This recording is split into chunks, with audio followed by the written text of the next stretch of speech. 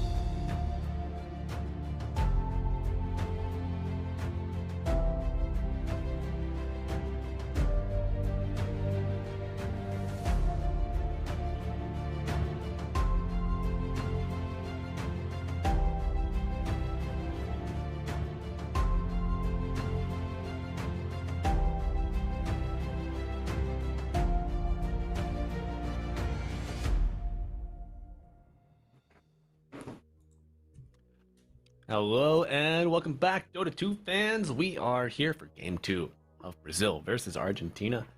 And Tolchus, are you ready to take it? Yeah, Let's go.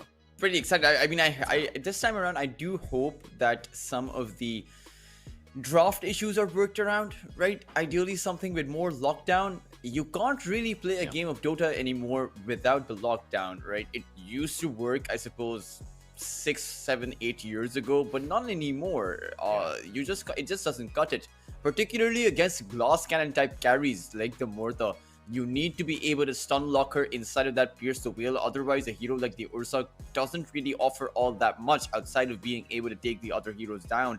Just the fact that you take a look at the scoreline for that carry on the side of Argentina. 20 and 2. Exactly. Crazy. 20 and 2 just couldn't kill her outside of a massive overextension. That second death happened at the back of a high ground, a desperate high ground defense in which Argentina tried to go all in for the barracks and got heavily punished for it. Yeah, punishment was the name of the game there for the Argentina. You know, they just kept dealing it out in droves. We saw the late laning phase to the early mid game. We saw some exceptionality from Brazil. You know, they were running the map. They stole the 14-minute wisdoms, got a couple kills on the back of that, but their itemization did not make up for the differentials in their drafting. You know, we referenced the Hex early from a Centaur, but it just didn't come out for the Dire, who needed to control that Muerta. So going back to the drawing board, I don't know if like Dark Willow doesn't offer a ton of hard lockdown. Of course, the Terrorize is a great follow-up, a great counter initiation, but otherwise you have a Pugna and you have a Lycan. Like this triangle of heroes does not offer a lot of confidence to me in controlling the enemy damage dealers. Maybe like How is a nice way of lessening the threat of the Muerta, but then she gets the magic damage from Pierce the Veil and then pops BKB, and it's like, you know what, I'm fine. I don't care anyway. So, as you mentioned, need some different drafting ideas or some better execution from Brazil if they want to stay relevant here in Game 2. Do you think they're up to the job? I think they can do it. I think they had some nice outplays coming out particularly in that early to mid game. They did seem a lot stronger. I mean, for a lot of the early game, it seemed like Brazil were in control of the tempo, right? Constantly forcing Argentina to be on the move, forcing them to be in places where they wanted to be, while meanwhile their offlaner continued to split push. It did seem like they had the upper hand going into it, just seemed to have lost control of the game once that Murtha came online, weren't able to punish that Murtha. And, you know, speaking about the Willow, it really seemed like in a lot of those cases, that Terrorize actually created the setup for Argentina to be disengaging, because the Centaur Warden recognized that, right? Just pop that Stampede, and suddenly your allies are running away at max movement speed in the most effective trajectory back to their base. Yeah, great reads there from Hermit. You know, it was like he was never the target of the Terrorize either. Which, I mean, like, yes, if you see Centaur blink stun, your reaction might be Terrorize, but he just managed to wait it out, you know. Just always patient. He was almost playing it like an Axe, you know, like he's gonna be the follow-up. You know, bait out their initial jump, and then you counter initiate, or you find the priority kill target, then you go. Centaur was just doing that with Stampede, and it worked out wonderfully. Do you think Centaur is a ban-worthy hero? Maybe against Hermit, but that's the thing. I think I'm afraid for Brazil in the sense that we may actually just see Hermit play the Lycan now. It is a hero that he is exceptional with, and that's the problem with the Zoo meta. Right, when you come out with the Zoo meta, you're kind of revealing your trump card in a way. You're kind of saying that you're relying on you know, a kind of basic and easy execution of the meta to work out the game with. And when it doesn't work, that actually signals to the other side that, hey, they can actually do the same thing, and they might actually end up stronger by it. Right. Yeah, if our Zoo was like our trump card and then does not match up or give us the win, we're in some hot water, to say the least. But you know what? I think think Brazil here, they're a team that can play more than one style of Dota. So we'll see if their Dota can take them the distance here in game 2, then eventually forcing a 3-game series. And I know that we do have all of our players in the lobby, and we are ready to get things underway here. Any sleeper picks in the current meta that you'd like to see come out into play here, Ultras? I know the South American scene likes to play the Meepo, likes to play the Pudge, likes to play the Broodmother. We saw a bit of that by Team Heroic, but it's also some of these other players that like to run those heroes. So perhaps a sneaky pick like that can work out. Maybe a core Marcy, right? If you want to be playing the early game really well. We have seen both Chile and Brazil strong in the early to mid game. So for them, I think you can go for that. But again, it's risky, right? Every single time you come out with the Ursa, it comes out with the risk that if you do not end up closing out the game in the early to mid game, you're going to be on the back foot in that late game. So it's just particularly because it's a single eliminations playoff stage. Brazil, one more game and they are going to be eliminated. You want to be going to that grand final, taking the grand final so that you can qualify to the main stage, because at the end of the day, that big prize pool is waiting for you at that main stage. Right now, you aren't really in contention for it. Radiant team back. No, you are not. And Brazil, they ban out the Lycan, so they don't want to give it to Hermit. You touched on how strong it was in Argentina. They do have first pick here, so 5 maybe seconds banning out remaining. his some of his stronger heroes could be the move for Brazil. But no, just gonna throw the respect ban for the Lycan and then continue on to some mid bans. 10 seconds remaining. Should just ban out the Beastmaster as well. If you are a bit apprehensive about the Zoom meta coming out from the other side. Dire team Let's see if there will be an Ember Spirit ban coming out from Argentina. That one will be interesting. Brazil ban out the Marcy too. Shaker's still in the pool, Doltrus. This could be the first Earthshaker we see. Please, Argentina. Please. We saw it in day one. I wasn't around day one. Yeah, it was a great Earthshaker game Yeah. that day. Some nice Echo Slams being found. But nothing too spicy, I would say. No 5-man Echoes, I suppose. I'd settle for a 3-man at this point. Maybe some creeps in there. Sure, why not? But I'm itching for it, man. I haven't been able to play Dota today yet, and I'm like, my hands are shaking a little bit, You ever get that? Let's go. Well, they will answer your call. They will pick up the Earthshaker. I wonder if this will be know a what, mid Earthshaker though, because I do see it infrequently flexed on that offlane role, which is, I suppose, what makes the first pick Earthshaker really good. 10 seconds remaining. It could potentially even played as the position 4, although I don't think that the support Earthshaker is all too good in that laning phase. Doesn't really offer all that much, but let's see what Brazil, how they'll counter it out. Could go for that Pangolier on that mid lane. Yeah, somebody that can play into the Shaker decently, Pango, is a nice option. They cover it with the Invoker ban as well from Argentina, but they're going to go Storm Spirit. Storm Spirit, not a bad option, especially once you get to level 2. Once you have the static slide, if you eat that Remnant plus the overcharge attack, it hurts, man. It hurts so bad. You got to have this early wand on the Shaker 10 seconds. to outlast and kind of outtrade the Storm with that regen from your stacks that you get. At the same time, though, they're revealing their mid lane pick very early on without actually having banned out that Silencer or that Disruptor. So Argentina Dire team back. can potentially go for that kind of a pick. I know that Brazil will have the next pick, but it's there's no way to actually ban out both the Silencer and the Disruptor right now. No, there's not. I Radiant think team back. maybe you ban and pick one. That could be the way forward here, but they ban out the Dire Beastmaster. team pick. Interesting. They ban the Beast, take the Silencer, just not super fearful of the Disruptor. I guess maybe they feel Blink Roar is more punishing than the eventual Aghanim Scepter Disruptor. And right now, Argentina should just take the opportunity that they have been given, pick up the disruptor. They'll have some nice and like decent AoE setups, right? Because they do have the Echo Slam, they'll have the Static Storm on top of that. So it's potentially could be really good against the Storm.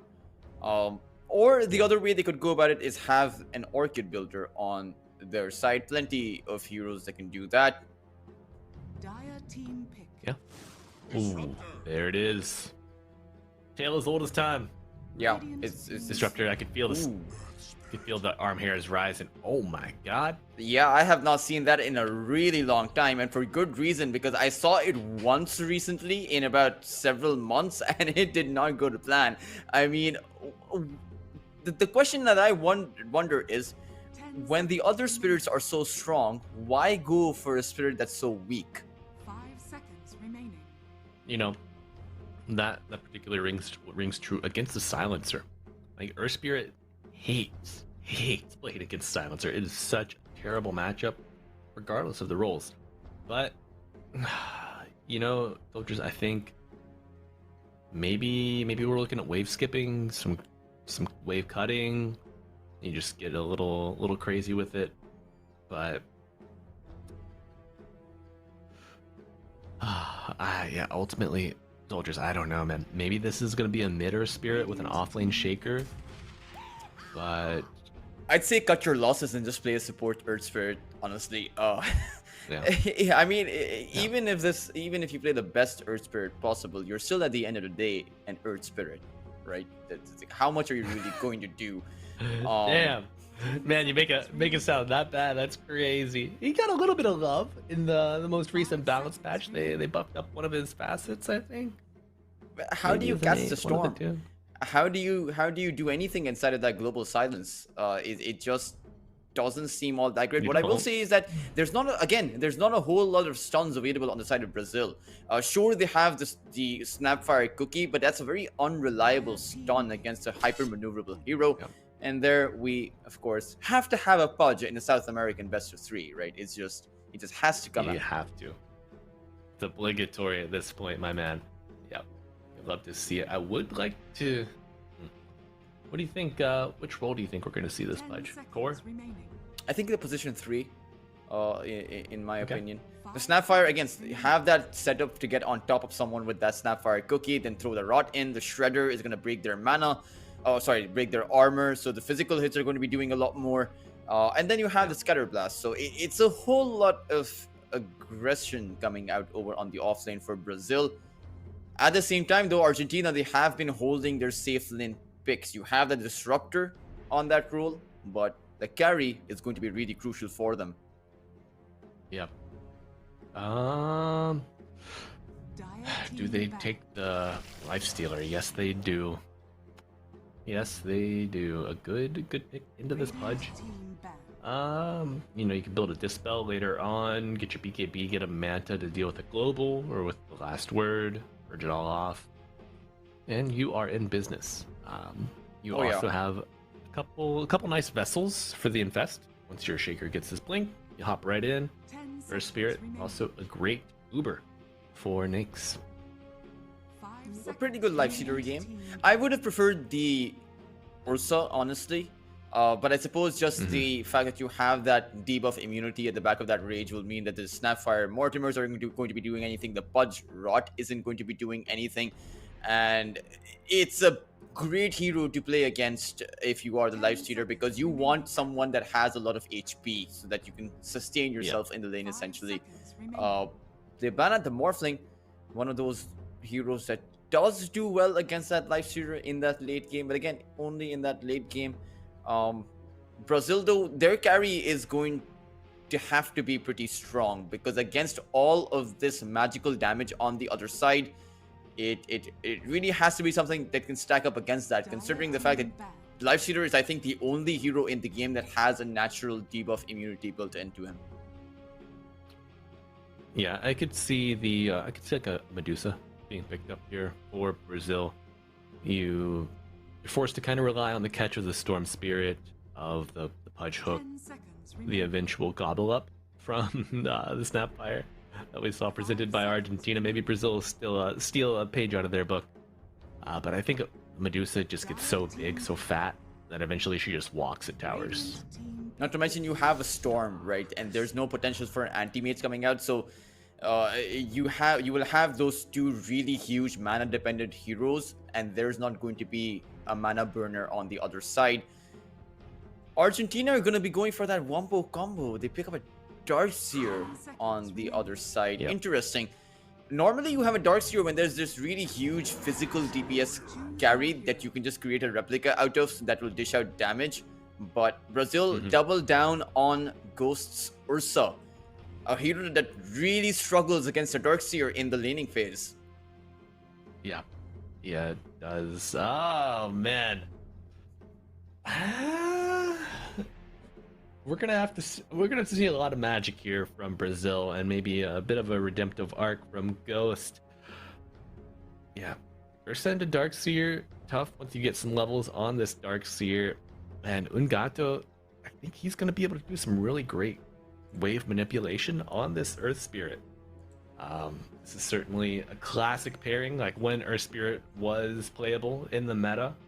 I mean, Darkseer Earth Spirit, I think back to crit on EG, you know, it's like just give him Earth Spirit every game, let him go do his thing.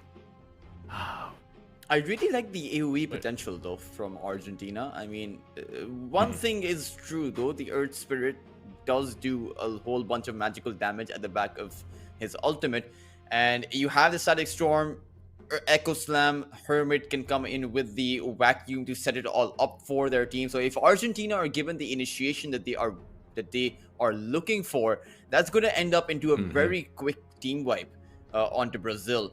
But my only problem is if they're not given that initiation, Brazil actually have the pick-off potential to pick a hero off one by one until Argentina's lineup collapses. Yeah, absolutely. Yeah, you know, Argentina cannot afford to miss their initiation here in Game 2 of Brazil versus Argentina, the Iesf America Qualifiers. But Toltris, you know, I think Brazil, they're fired up. They're fired up, my man, and they want to dub. They want to go, Dami Enjoyer, nice. They want to go to Game 3, and we're going to see some blood spilled here by the Roshan pit. Double observer down. I heard a third ward planted. Will there be a counter? He was looking for the hook though. We are not going to be able to find it. But maybe as the timing for the bounty rune approaches, that's when you will actually commit for that hook. But ideally, you want to hook a target on your high ground, right? Which is how Brazil are positioned. But I think Argentina, with the way that they are falling back, they're just going to entirely dodge out Brazil and not really fall prey to the hook unless it's in Ungato who gets hooked in, because he's on that low ground currently. Yeah. Oh wow, I really like this. Brazil, they're moving now towards that top side with their push, because they're like, no, Yeah. you will not be allowed to dodge us. The battle begins. Yeah, it's a good shift in movement from Brazil here. They understand they've got great positioning, great playability on these runes, and looks like they only take 2, even with all of that being said. This lane from this Wow. Podge is going to be really important. I mean, it's a tough lane for him to do well in, but perhaps if he's able to hook the Disruptor, that's how they get the kill, because you can't run at the Disruptor. You'll just end up getting glimpsed back. You have to bring the Disruptor to you. Right. Exactly. It's, you know what? They can do it. I believe it. Just pause 3 Pudge. We're gonna see some big hooks. Calling it right now. Shifu versus Mini, Shaker versus Storm. Oh, as you mentioned, Toltris, Ursa does not like laning into this hole. 2 couriers right off rip. 1 per side. Oh, the storybook start. Oh, Podge needs to be careful. He's used his hook. Disruptor can just kite around. Yeah. Oh man, he's getting quite low. Mini has found, or MNY rather, has found runway. Who's gonna get it? Snapfire draws first blood, but the Lifestealer gets the first core kill of the game, and you know he's got that HP, the permanent scaling here in the game, and man, what a way to start for your Lifestealer. he got juked. He should have been able to get that first blood, but I think the Pudge outplayed him there. It didn't matter in the end because the Pudge died, but you would have actually wanted that first blood going for your carry. Still though, a core kill like you mentioned mean that it's going to be a situation where Argentina are going to be happy about that. And the facet kicking in means the more trades that the Lifestealer finds, that's always going to mean that he comes out on top. Yep. Yeah, absolutely. Lifestealer favoring these early trades. Especially before the roaming starts, you know, before these variables start getting introduced. And it looks like bottom side lane's starting to equalize for the Ursa. And you can leave the Lifestealer to actually solo in this lane after a while, after he has at least a couple of levels up, because the Pudge really doesn't threaten the Lifestealer solo. Neither does this entire duo, because you can just pop that rage and run away if you really feel threatened. Yeah. Yeah, honestly, I feel like the Disruptor might be a bit more of a liability, depending on the power curves of these lanes. And oh, Ghost on top of Ungato wants a little bit of revenge for this early laning stage, but will not get it. Unable to sink his claws into the Hermit has no mana. He has no mana, and oh, he will get the kill. Sidesteps the rolling boulder. The silencer does fall, but maybe, just maybe, Ghost will get the cat. No. I wonder what Hermit was doing there. He was hitting creeps by the time the Ursa walked into him. Didn't even throw down his Earth Shock, really, to grab that kill. He just swiped him down. No, he didn't. I think maybe Darkseer trying to bait him into the double shell wave, but you know, Ursa, good discipline on the right clicks. He doesn't draw the creep aggro, so he keeps the shells away from him. Brazil, oh, with the cookie onto two. This Disruptor quite low. We'll get the glimpse back, and the hook. What? Radiant's bottom Hook pulled him to the right, but the glimpse back takes him out of melee range. So Snapfire gets the kill credit. A little unlucky for the Pudge, but he still gets stacked. And bottom side, we're seeing some creep manipulation happening. Hermit dragging the wave away from this Ursa. Doesn't want to suffer again at the claws of the warrior. Disruptor has to keep his distance. Goodness. Ooh, mid lane. Ooh. Good control here. MNY joining the fray, looking for a kill onto this Storm Spirit, or helping the Storm Spirit, but he won't be able to protect him. The cookie takes him up to the high ground mistakenly. Radiant's middle tower is under attack. Good set of kills being found by Argentina overall. I mean, this is the comparison, right? Or this is a bit of a contrast coming out. Brazil are actually finding kills on support heroes. Meanwhile, Argentina, they're taking down Brazil's cores. So it's a situation that's working out for the dire side so far. And now Balenci, the Disruptor is truly a liability in this lane, Malibu, like you mentioned. It really seems like the Lifestealer does do a lot better without a support by his side. At least in this case. Yeah, you create pressure elsewhere, you know, you drag the support away from the Pudge, and he dodges the hook. So, liability no more, Toltris. However, Snapfire stepping up to bat with the little shredder. Will protect his Pudge for now. Little branch tango and some tower regen, and this Pudge will be right as rain. You know what? We're gonna ignore that CS. Poor guy. Can't catch a break here. Wonder whether or not the Aghanim Scepter will come out this game for the Pudge. It is normally the ideal item to make on your offlane hero, or rather on the core Pudge. But at the same time, you're faced up against a Lifestealer who has that rage. So do you really want to expend 4,000 gold to be able to get an item that doesn't actually help you against the carry? You know, it's a tough call. It really is, Toltris, but comes back. The hook does land onto runway. Will they be able to save the Pudge or punish the Disruptor? Nice body blocks from MNY with the Blood Grenade to follow. No hook for 7, and you don't have the mana, but a beautiful cookie will get MNY to the high ground, and another kill for the Snapfire. And Toltris, as far as itemization goes for this Pudge, man, you're going to have a lot of heroes in melee range. I look at Argentina, I see 4. That's a lot of rot. Yeah, a lot of rot going their way, but Earth Spirit rotting on his own. Poor guy. Sooner or later, Argentina are going to be wondering if they really should have picked the Earth Spirit or not. I don't know if they are right now, but it's going to be an inevitable scenario. Meanwhile, Brazil, I mean, again, coming out with the nice mini plays. They did it last game. They're doing it right now. Let's hope they can continue the momentum. Well, momentum going towards Scafazinho on the Pudge. 3 Dire Heroes will be enough to bring him down.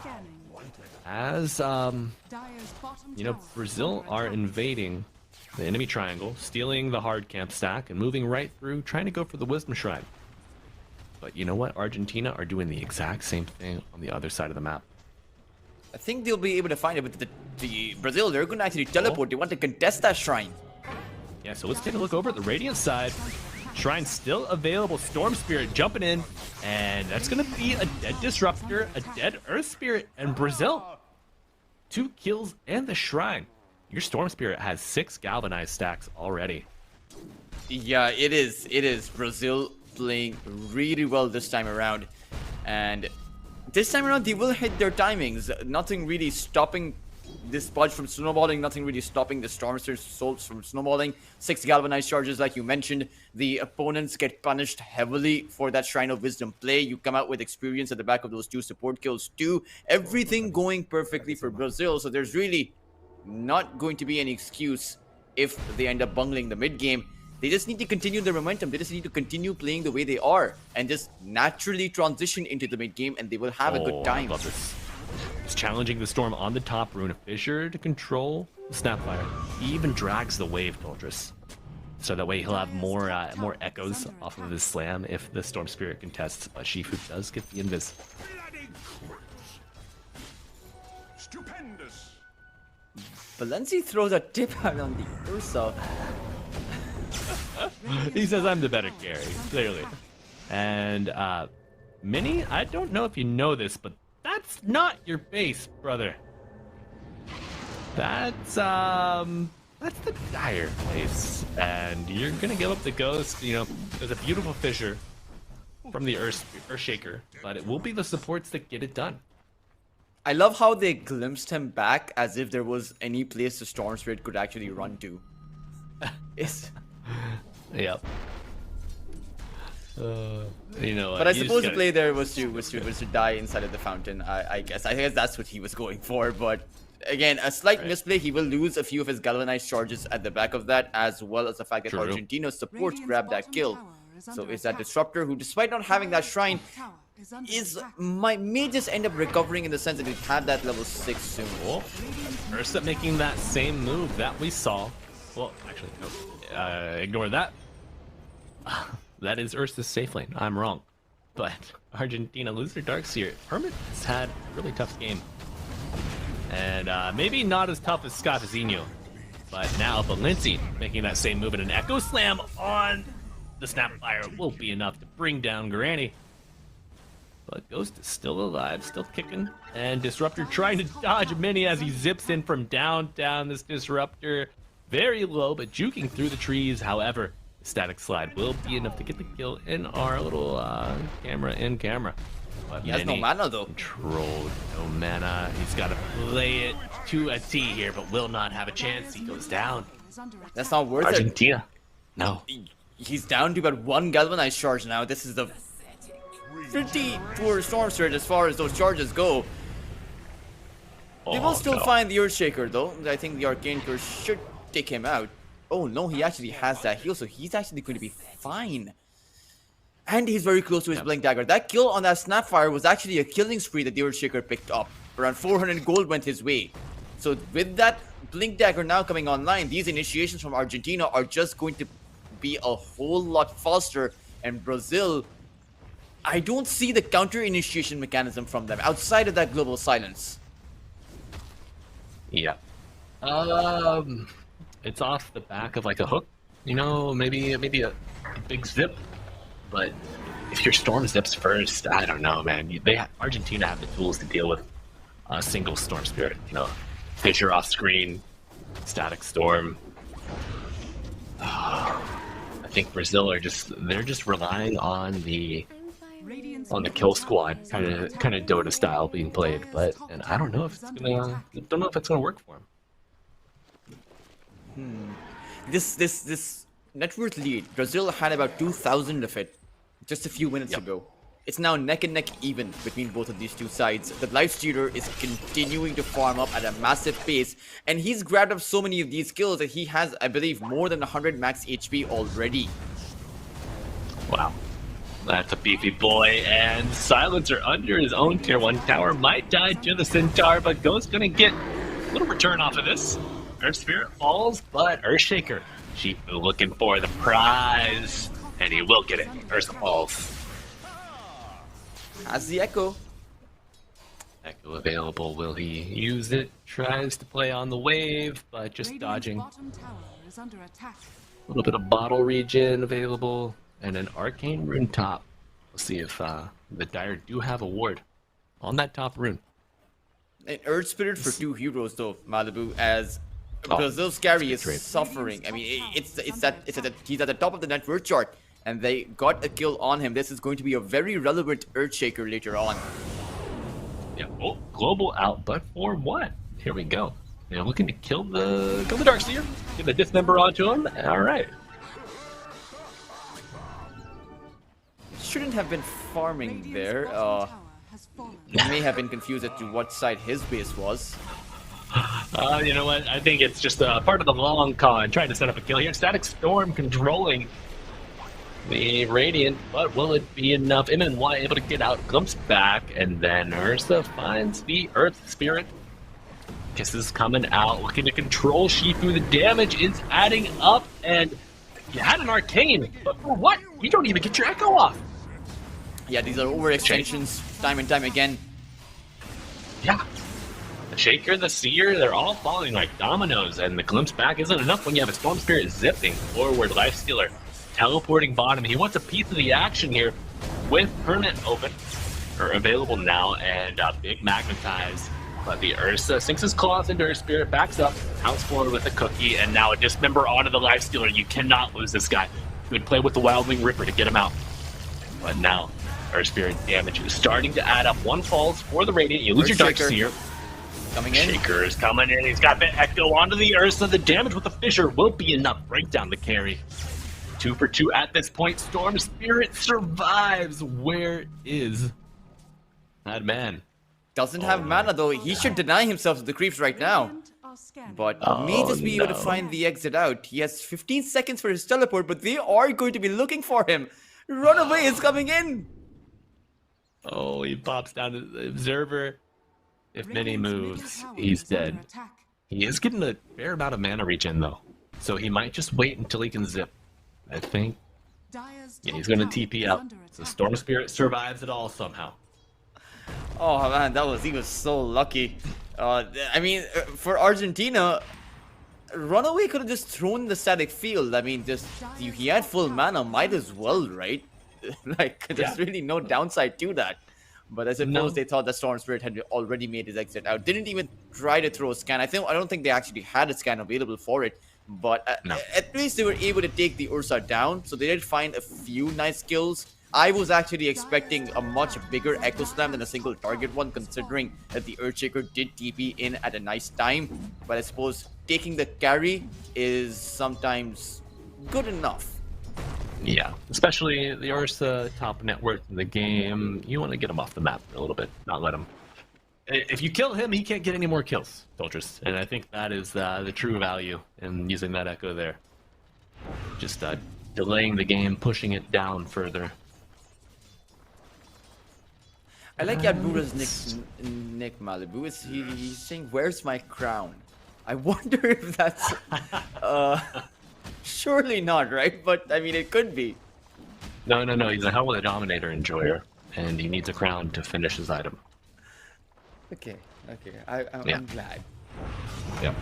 See how?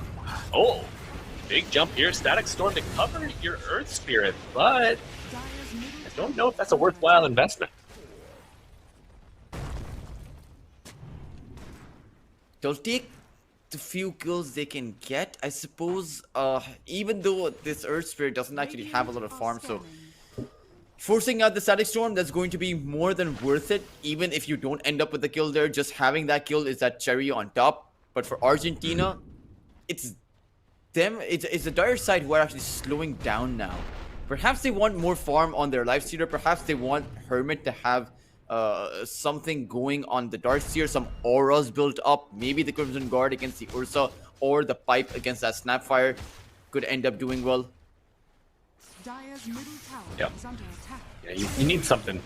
Your Darkseer's not been contributing as much as you'd like, but ultimately, Tochis, I'm feeling the absence of this early lead from the Earthshaker. You know, Brazil did a great job invading, stealing some of the hard camp stacks, and we didn't see like a 3 to 4 stack Echo in the triangle, and those are the games where we see these Shakers really excelling.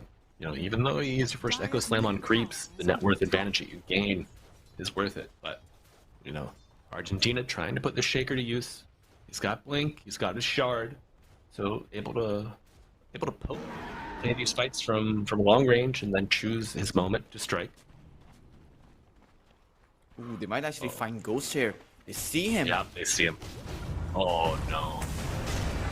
Sure, into the silence, the Echo to follow, and that's a dead bear. My Dire's middle god. tower is under attack. Stuffed. And mounted on your mantle. Not the top of the net worth anymore, Malibu, as he is going to fall behind. And Dire's middle tower they need to protect their Ursa better, or rather, I think the Ursa needs to farm up safer, right? Staying at Yeah. that bot lane at the 17-minute mark while the tier 1 tower towards the Dire side is down. You can farm the triangle, you can farm that top side, and those are safer locations at this time. Yeah, he was farming under his own ward on the Radiant side, but I feel like that ward's a bit of a bait. You know, you don't see him on the approach, and a beautiful rolling boulder from Ungato interrupting the TP attempt. Argentina really starting to pick up some speed here as they take the lead. He Oh throws out my the goodbye God. before going down. Return there, he says. contra mí, para que sea más justo. 0.101 seconds on the TP left. A tough break. Oh man. Crazy cat. Oi! Crazy cat. Yeah, recognizing the skill of that rolling boulder with great targeting. And now, invading Static Storm, controlling the Storm Spirit, and the damage adding up. Kisses to match. And a global coming out perhaps a bit too late. You lose your Storm, but you get 2. Can you keep pushing? Ungato going in, finds... Oh, the Silencer and Balenci in it with the Radiance, with the Gorge Storm. It's all adding up here, but a return kill for the Radiant. Ursa now trying to escape, but the hook misses. No salvation for the Ursa. Scott Senior goes in, gets the rock going. Oh, but I think it might not be enough. Dismember not available just yet. And, oh, a narrow miss on the cookie. Uh-oh, that's going to be another tip coming out. But blink forward, kinetic field to play around, and Balenci is back in for round 2. Open wounds, cast, but a surge out. And they're respecting the Storm Spirit respawn timers. You know, this is something that Brazil didn't really do in game 1. They did not They respect might the choose to respawning. go in, Ursa. storm TP towards the top side. Yep. Yeah, they see the storm on the wave, and then it's all goes. It's all green lights, and we see even the rolling boulder off to the side. But the Pudge is dead, and Argentina rolling ahead. Radiant's middle tower is under attack. A slightly lackluster of the Storm to show on that top lane while the skirmish was still happening. The Pudge was an unfortunate casualty of that little play, but overall they did come out ahead in that entire team fight, right? They were able to keep their Ursa alive while they still got a couple of kills here and there. But for Argentina, they are still going to be happy about this because their Lifestealer is now at the top of that net worth chart, evening his net worth with his ally Darkseer, and you're going to be doing just fine as far as the transition goes. As soon as you can deal with the global silence on the other side and the Mortimers, you're going to be in a good spot. Yeah, those duels maybe still a little further off. But you are very close to Mini. Oh my god, he's sweating bullets as he does get found. Will we see the play of the century happening right here? Oh, the rolling boulder lands, hits the magnetize afterwards, and Mini, you've been here Oh, before, he but you get got glimpsed back. What? Oh my god, even going past the glimpse? What is happening here? It's with a Static Storm and Shifu showing up when it counts to steal or confirm the kill. Throws a He's disruptor on the in. wrong. He's in the wrrong base again, Malibu. How did that happen for the second time? That's not your fountain, bro. It's not your fountain. Oh my god. Oh man, that's.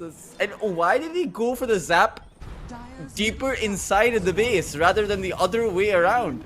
are scanning. It's a great question. It's a great question, Tolchus, and we'll have to ask him in the post-game interview. But I'm sure we will get. But 3-person smoke from Argentina. Maybe a 4 with the infest. Oh, just a little late, but Shifu looking to pursue. Hermit scouts out and then wide. Oh, Fisher controls him in the trees. Stomp, but Glimmer. And a dodge. Well played from Brazil. We might come across as the same situation where the Ursa starts scaling off. It's still a long while till then, right? The Ursa is going to be strong until that 35-minute mark, I suppose, which is the 13-minute window that you do have. But you're not making enough moves around the map. Shifu almost has that Yasha and Kaya built up, and then you'll have some really big items coming online. And in that late game scenario, unfortunately, against a refresher, your team just doesn't stack up. No. No, they do not. These refreshers, these ags, are huge for the Dire. Oh, man. All right, Ungato, how are you going to get out of this one? Rolling Boulder is a good start as Hermit dodges the hook. Scavizinho is in his own head here. Global coming out with the kisses, but it's a good scatter from the Dire. However, dismember on the Lindsay, but short-lived as Ungato clips himself. Static Storm coming out on the low ground, silences them where the grandma. And now, Cookie forward, and an Echo Slam onto multiple. Balenci with the refest coming out, gets a kill onto the offlaner. Rolling forward with the Glimmer, you need a little bit of reveal here, but you might just dive. Sentinel going forward, Fisher to follow, and Balenci. Double kill. Brazil here. Slowly slipping away from him. You can't chase after you've already used your global silence as well as the Mortimers and haven't gotten anything with it. Once those 2 spells wear off, Argentina can just choose to go all in. Surprising that Hermit is able to sidestep the hook without having any movement speed by his side. He was slowed down to a halt there, but still able to come out with those little outplays. And this time around, the Storm Spirit was completely missing from that team fight. So was the Ursa. So Brazil were actually fighting a 3v5. Yeah, it makes you wonder where they were. Maybe Storm was finishing his BKB. I hope that's the answer. That's probably like the only answer I would accept as a teammate. But At the same time, though, now that you do have the BKB, you can fight against this disruptor easily. Perhaps even take him out of the team fight. The others, I'm afraid, are a bit too tanky. Yeah. Did you catch that all chat No, there? I actually They didn't. said Discord issues, and they got back, and then somebody said, "Hey, pass me the link from the other team for the Discord."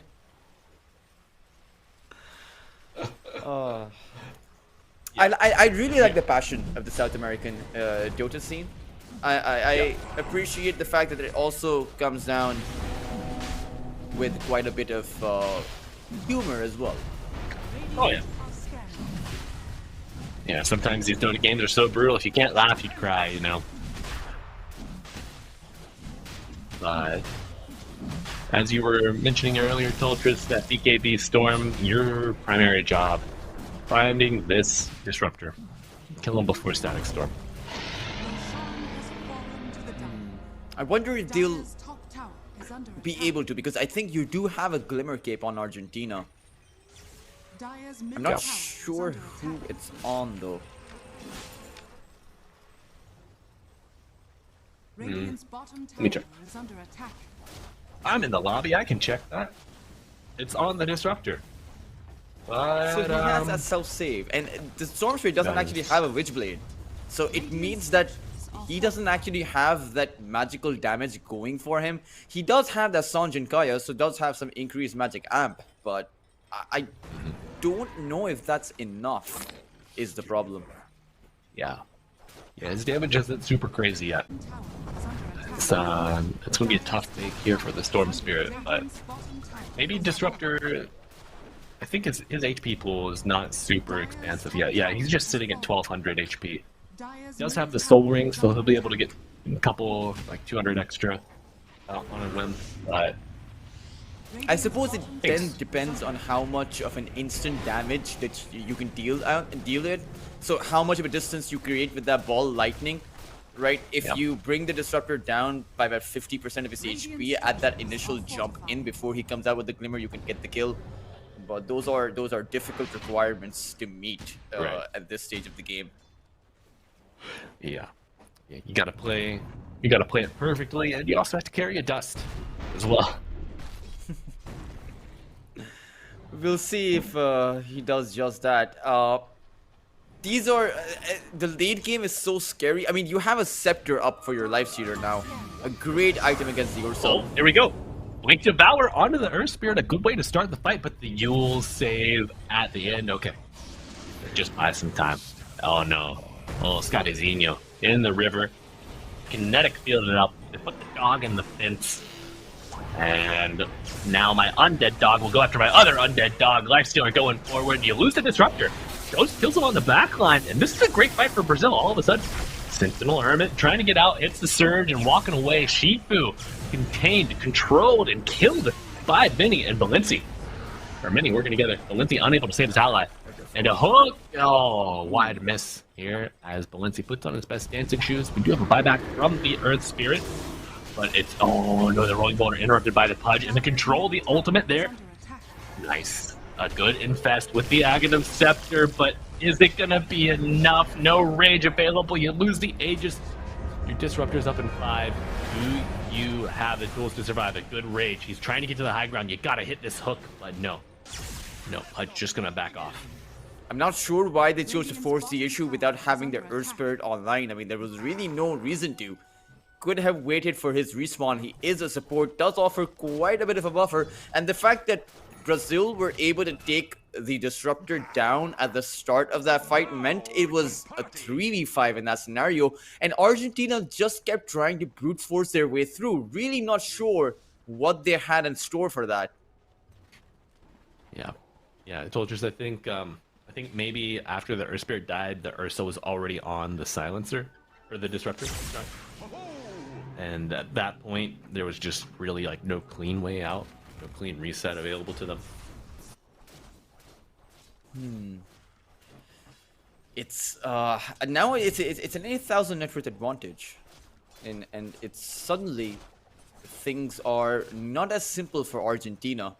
If they can get to that 35 to 40 minute mark when they have that scepter up for your Disruptor, when you have that life stealer who does hit hard, because right now he doesn't. He's constantly trying to go and hit the Pudge against that meat shield, and you're really not going to do any damage there.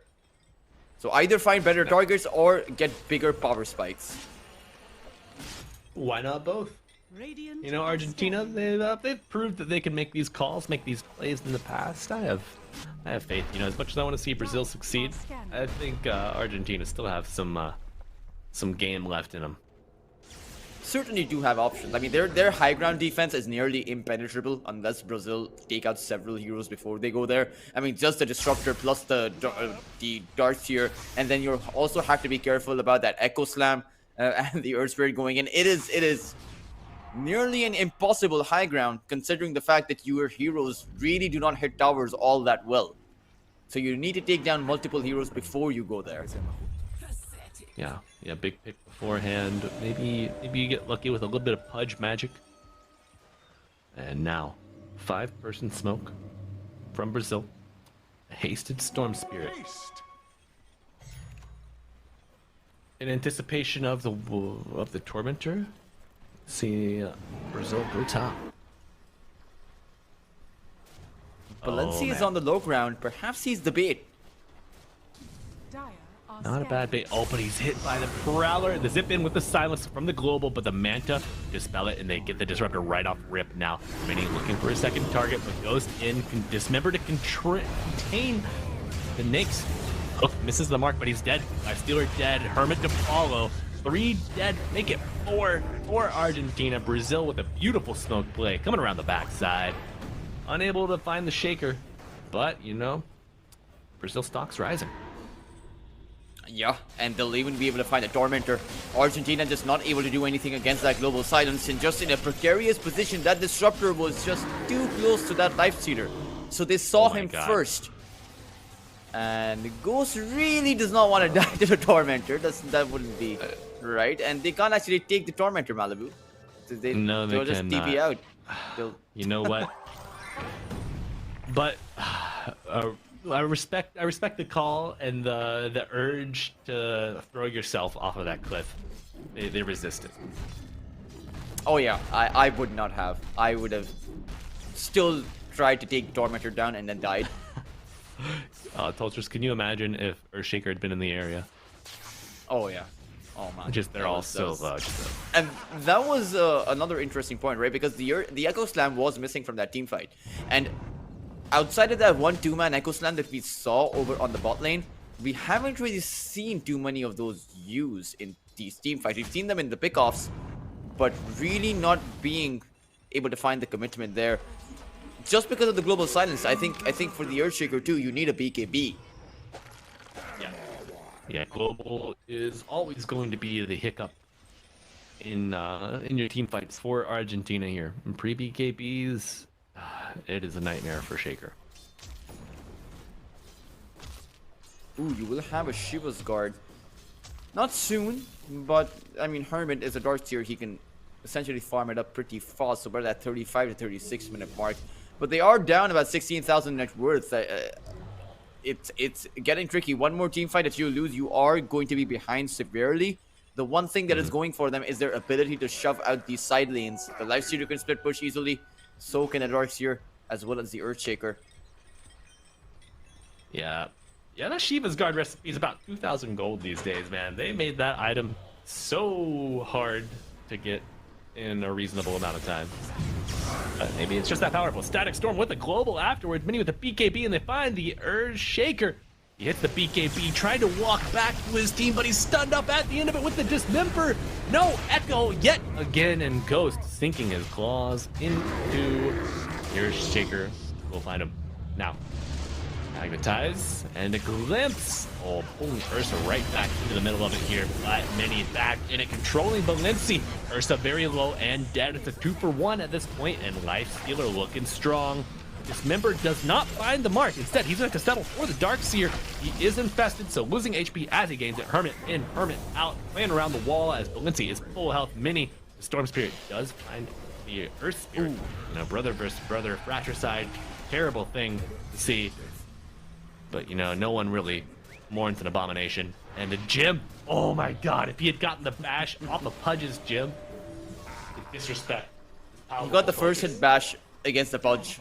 Ooh, might be able to find the Snapfire, though. He doesn't have a glimmer. Oh and my there's the first hit bash again. Ah, the infest! He's not But able to he's- get him! No damage on the Lifestealer. No. He has the basher. Where's the Storm? Is under attack. Where the hell's the Storm Spirit, bro? He's at the secret shop. Yeah, he's back at that top lane. How did he end up there? He was in the team fight. Did he? Queen- I think he Queen Gate, teleported. Or Yeah, maybe he yeah. was doing it. I wasn't paying attention. I thought that he was still trying to contest against someone. But that was a team fight that actually worked out pretty well for Argentina, all things considered. They were able to take down 2 cores from the other side, but still no answer to the Storm Spirit, who just uses the BKB and goes to work. Runaway needs some more items to be able to survive. Perhaps now is the time you pick up a Ghost Scepter. Yeah. Yeah, you needed that Ghost Scepter yesterday, and you are feeling the impact. Runaway is the Pugna of Game 2, it feels. And oh, what a beautiful pickup from Mini. Aghanim Scepter on the Storm Spirit. You have your own back? That one is going to be huge. It's and once you hit that level 25 mark, right, at the back of the fact that Argentina have 4 melee heroes, the 2 Overlord bounce, that is going to destroy your lineup. Disgusting, Vultures. I don't want to think about it. He already has level 25. Oh man, this Storm is super farmed. Top of the chart, baby. Top of the chart. As Disruptor maybe finally has learned his lesson, stays in the fog, stays in the trees even. Poor guy, he's so shy at this point, just can never show. It's going to be that decisive Roshan fight. I think this will decide the game for Argentina if they lose it. Yeah. Alright. Oh, what's the Sheep who gets the regen rune and they control the Storm Spirit Echo with the Static Storm and you're down at Storm for 100 seconds. Oh my god, your need to control the rune is your downfall. And Brazil, they have to get out of the pit. They might actually have to give up Roshan. Yeah. Oh, not like this, Toltrus. Brazil had done so well to fight their way back into this game too, into this series. But Roy from Roshan gonna make it a little difficult. Worth it to go for the buyback on the Storm to be able to contest this.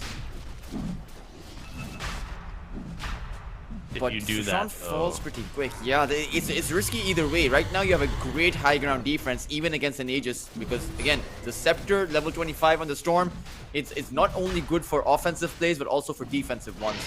And it will be the second Aegis that goes the way of Argentina. They will grab the banner, but I really don't see a way where they can push high ground too easily either. Dire's top tower is under attack.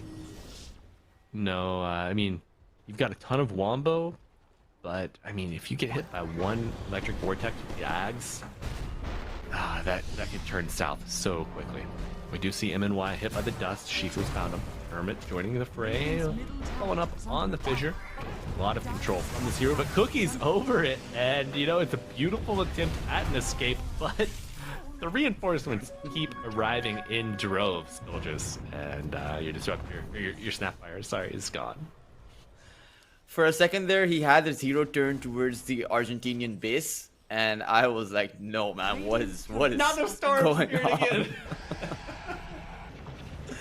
But he decided to cookie the other way around. Oh, man, Dylan. What the hell? Pudge forced the BKB. They used the Static Storm, and Argentina making moves. Luckily, the Lifestealer wasn't there for any quick bashes, but I think he'll have his Abyssal soon. So will the Ursa. He can just create it right now if Ghost decides to buy out, but I think he wants to keep the buyback. At least on your Ursa and your Storm. I think those are the two heroes you need buyback on. Dire's bottom tower is under attack. Assault Curse finished on Lifestealer, almost 6 slotted.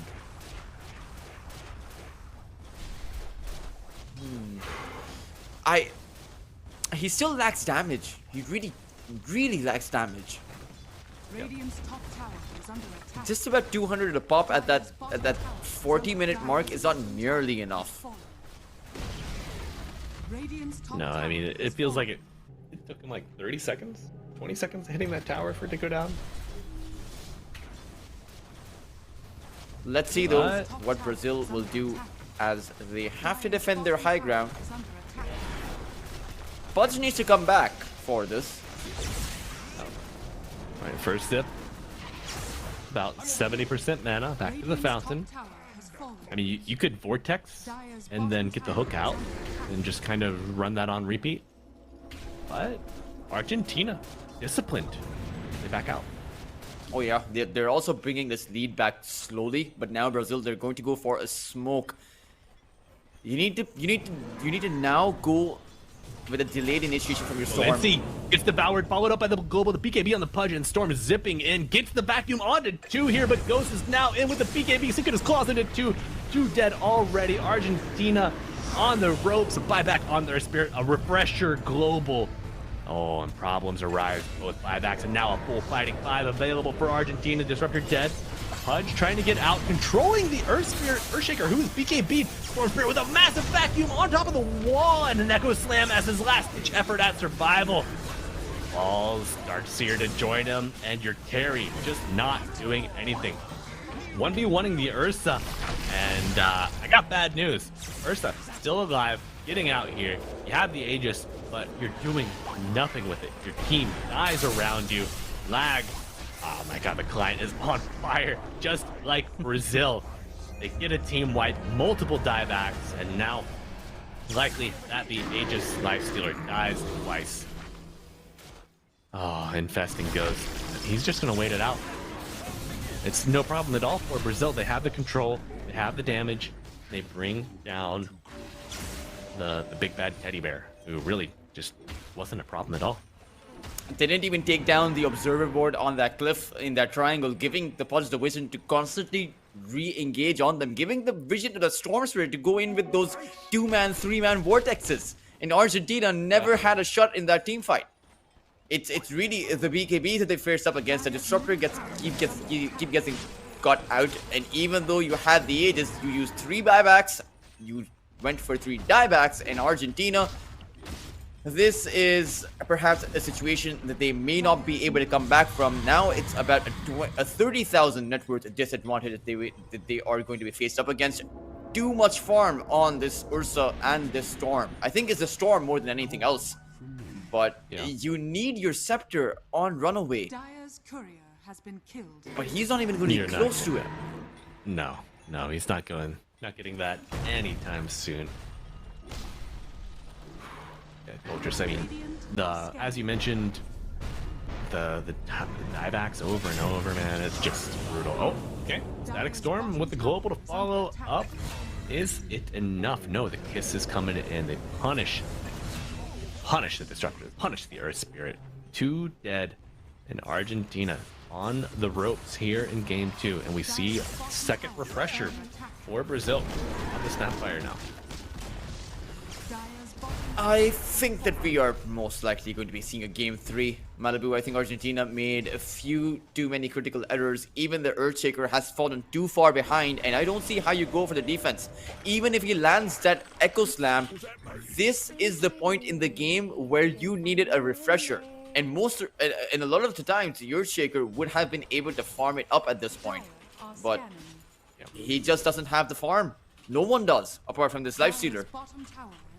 But even the Lifestealer doesn't actually hit hard anymore. Or maybe he never did. I don't know which one it is, but really, we saw him just trying to dish out damage, but he just doesn't do any.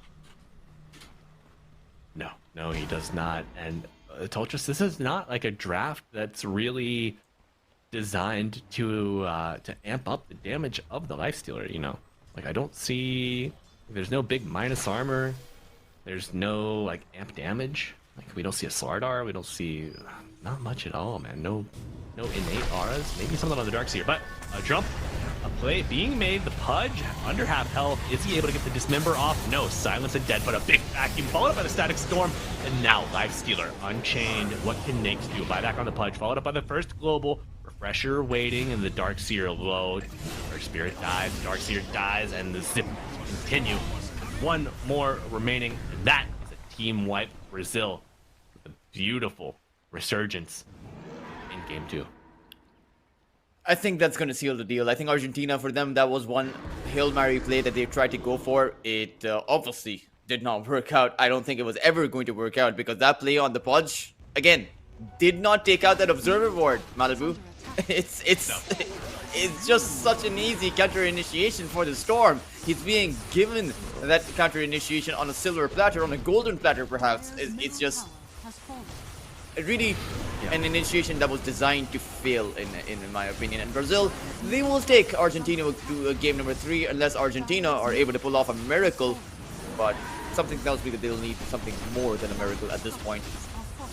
Yeah. Miracle down south.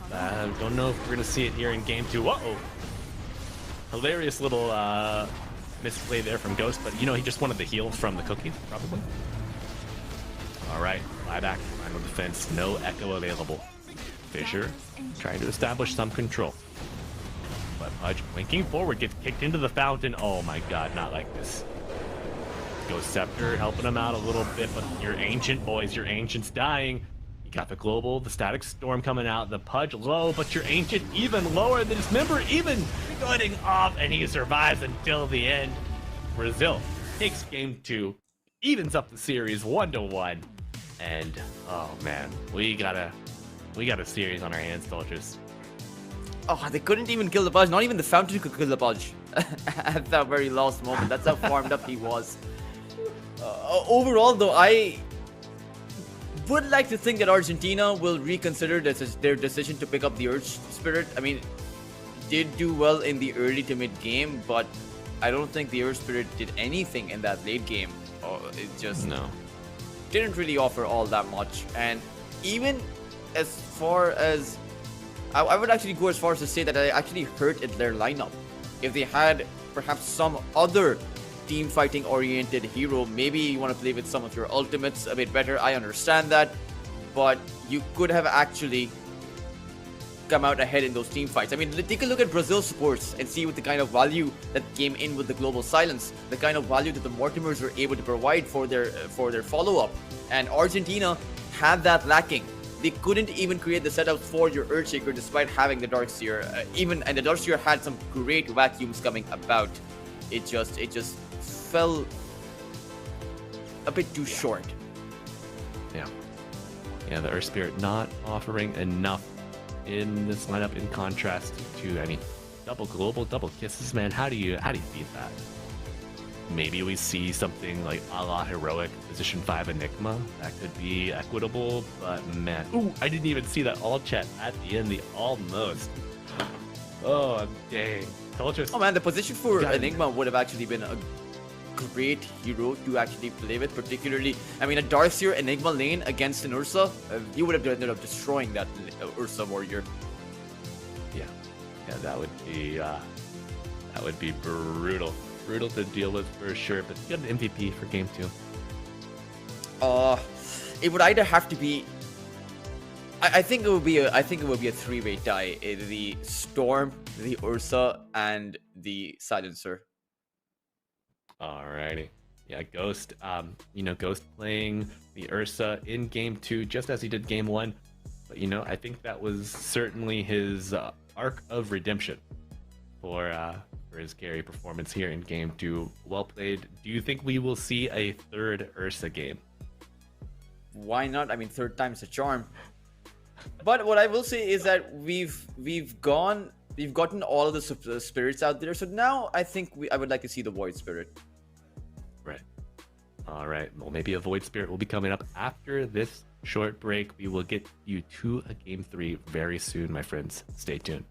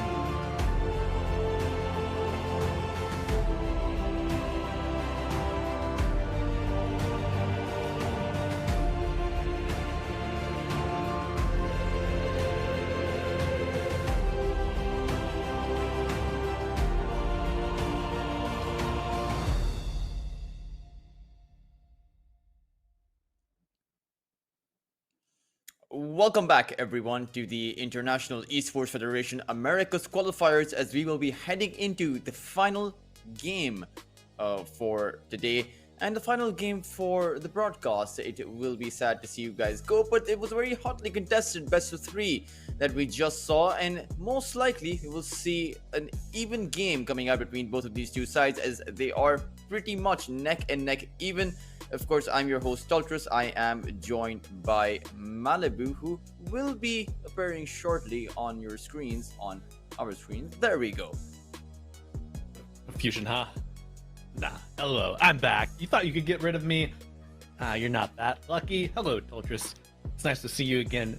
I know I'm ready for a game 3. Are you jazzed? You excited? You electrified? How we feeling?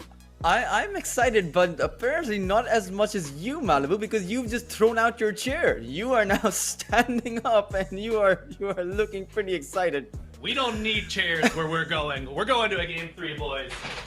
We're excited. Yeah, we got the old standing desk cooking today as we start to burn that midnight oil. I haven't had dinner yet, so I gotta get the energy levels higher over here, because I mean we got a great product. We got a game 3. I mean, I haven't had a game 3 yet. Casting here for the Iesf American Qualifiers. I feel blessed, man.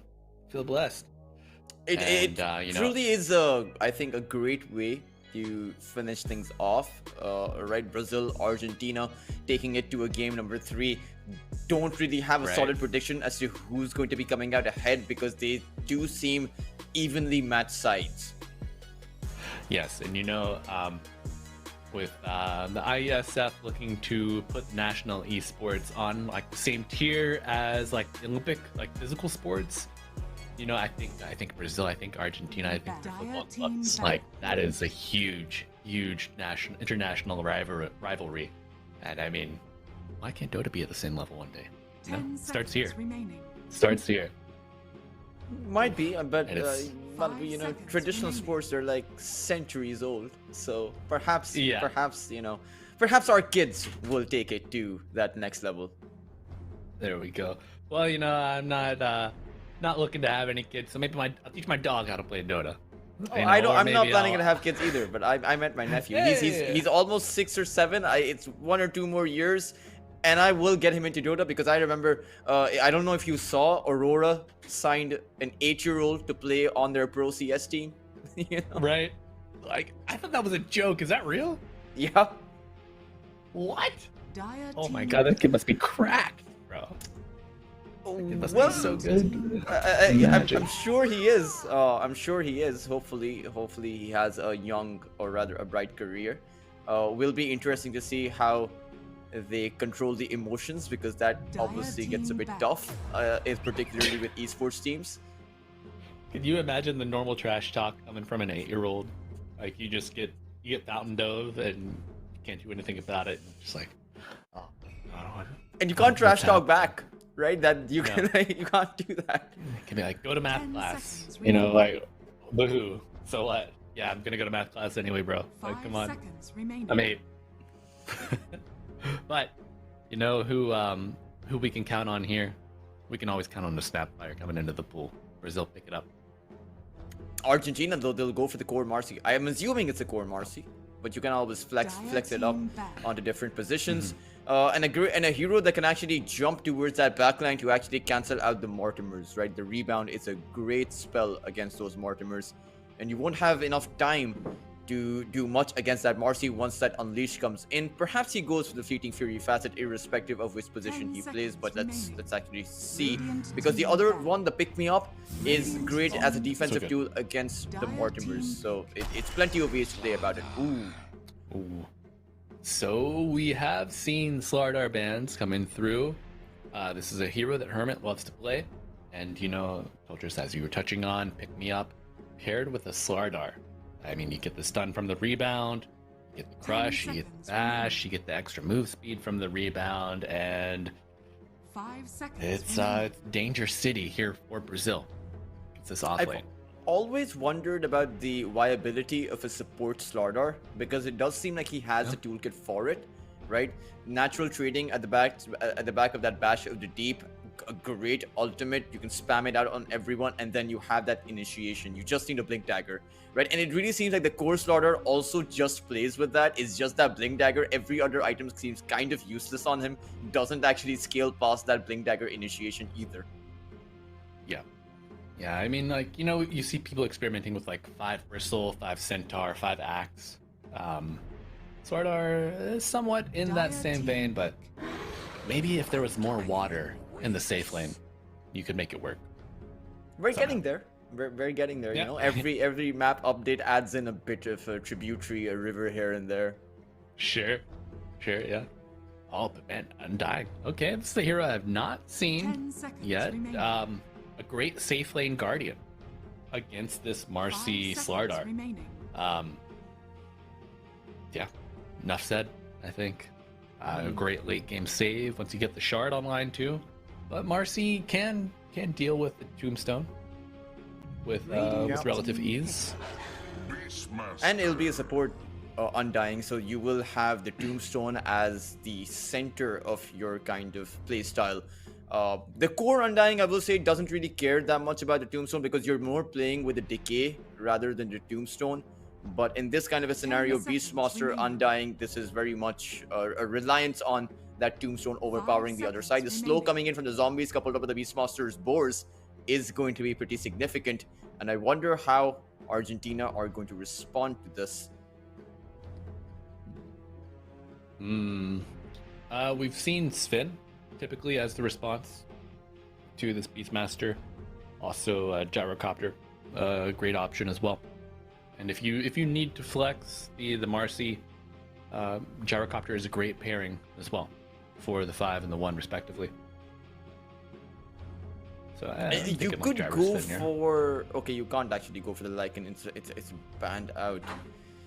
I think it just really depends on what kind of lanes you want to play, but you'd have a... Oh my god. Is that Yadaro? Oh.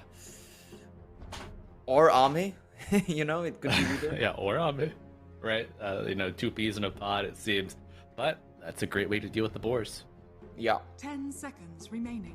Great way to deal with just about everyone, right? You can even go towards that backline, kick out that Snapfire before the Snapfire even gets the cookie off. But it's a lot of investment into what is seemingly a glass cannon lineup, right? Particularly if you are playing a Marcy core. And the Slardar, I will say, despite being a strength-based hero, doesn't really offer all that much sustain. No. No, I think we're going to see this Marcy flex to a 5, Ringmaster 4, 10 seconds Clinks remaining. 1, maybe even a 5 Slardar seconds mid remaining. at this point to dodge the Lifestealer. Which, you know what, maybe that flex potential is nice. I do like the idea of the Clinks rotating through the Twin Gate to a Slardar at nighttime. Oh man, but if I'm a Slardar, how do I lane into Troll Undying? Yeah. That just... And all of these heroes, right? 10 The seconds Marcy, remaining. the Lynx, and the Slardar, they like to burst someone down, and the Troll does not 5 care about seconds burst. All you remaining. really need is that Battle Trance to come online. You also have that BKB piercing stun, so that means that Troll will have those 3 to 4 seconds of just being able to dish out the hits. I will say though, at the same time, you do have the Ringmaster, so the Escape Act is just such a good save against that Roar, as well as that Troll Warlord from locking you down. So you do have that niche mechanism kicking in.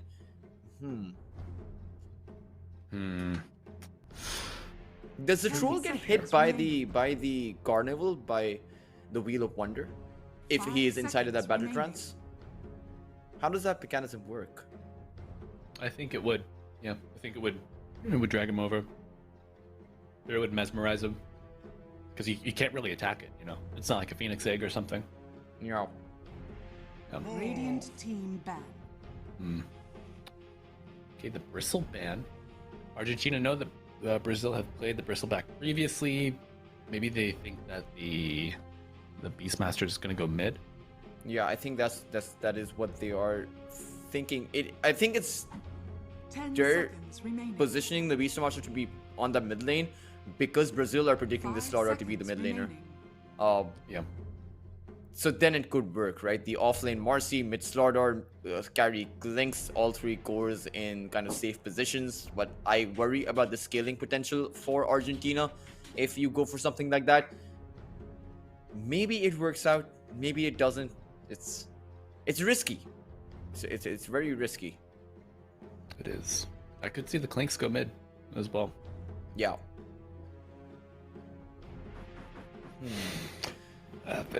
Dota's too flexible now, man. It's crazy. The variables, the possibilities, they boggle the mind, you know? I think it should be a spirit ban though. From the side of Argentina at least. Just take out the Ember or maybe even the Void Spirit. Just hyper maneuverability is something that Brazil would really benefit from against Argentina, who rely on locking you down and don't exactly have a stable way to lock you down. The instant stun, the only one that can come out with that is that Slardar. Rebound, you can see it coming. Lynx will rely on building up at Orchid if he goes for any kind of control at all, and the Wheel of Wonder, it comes out slow in that first few levels. It does. I do like the dagger harass, the control from the whip. Yeah,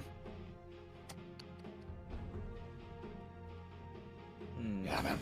I don't know. Maybe even a Pangolier would be pretty good for Brazil.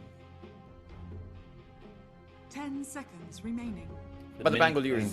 It's... I think Pangolier is banned. Yeah, Pangolier is banned out. 5 seconds remaining.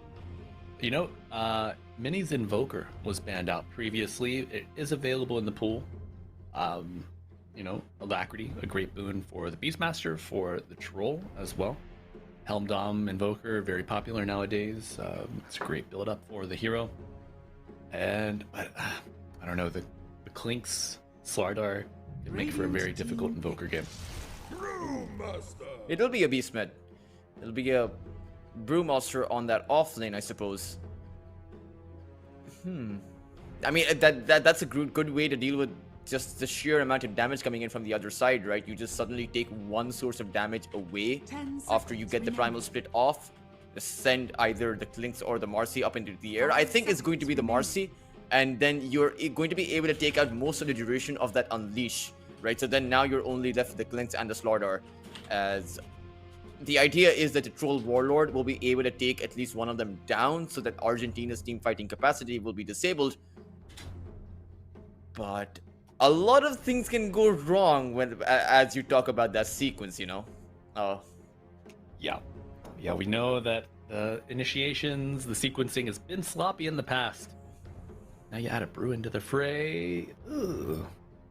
But, I mean, you're going to have a really easy way to ignite the Cinder Brew.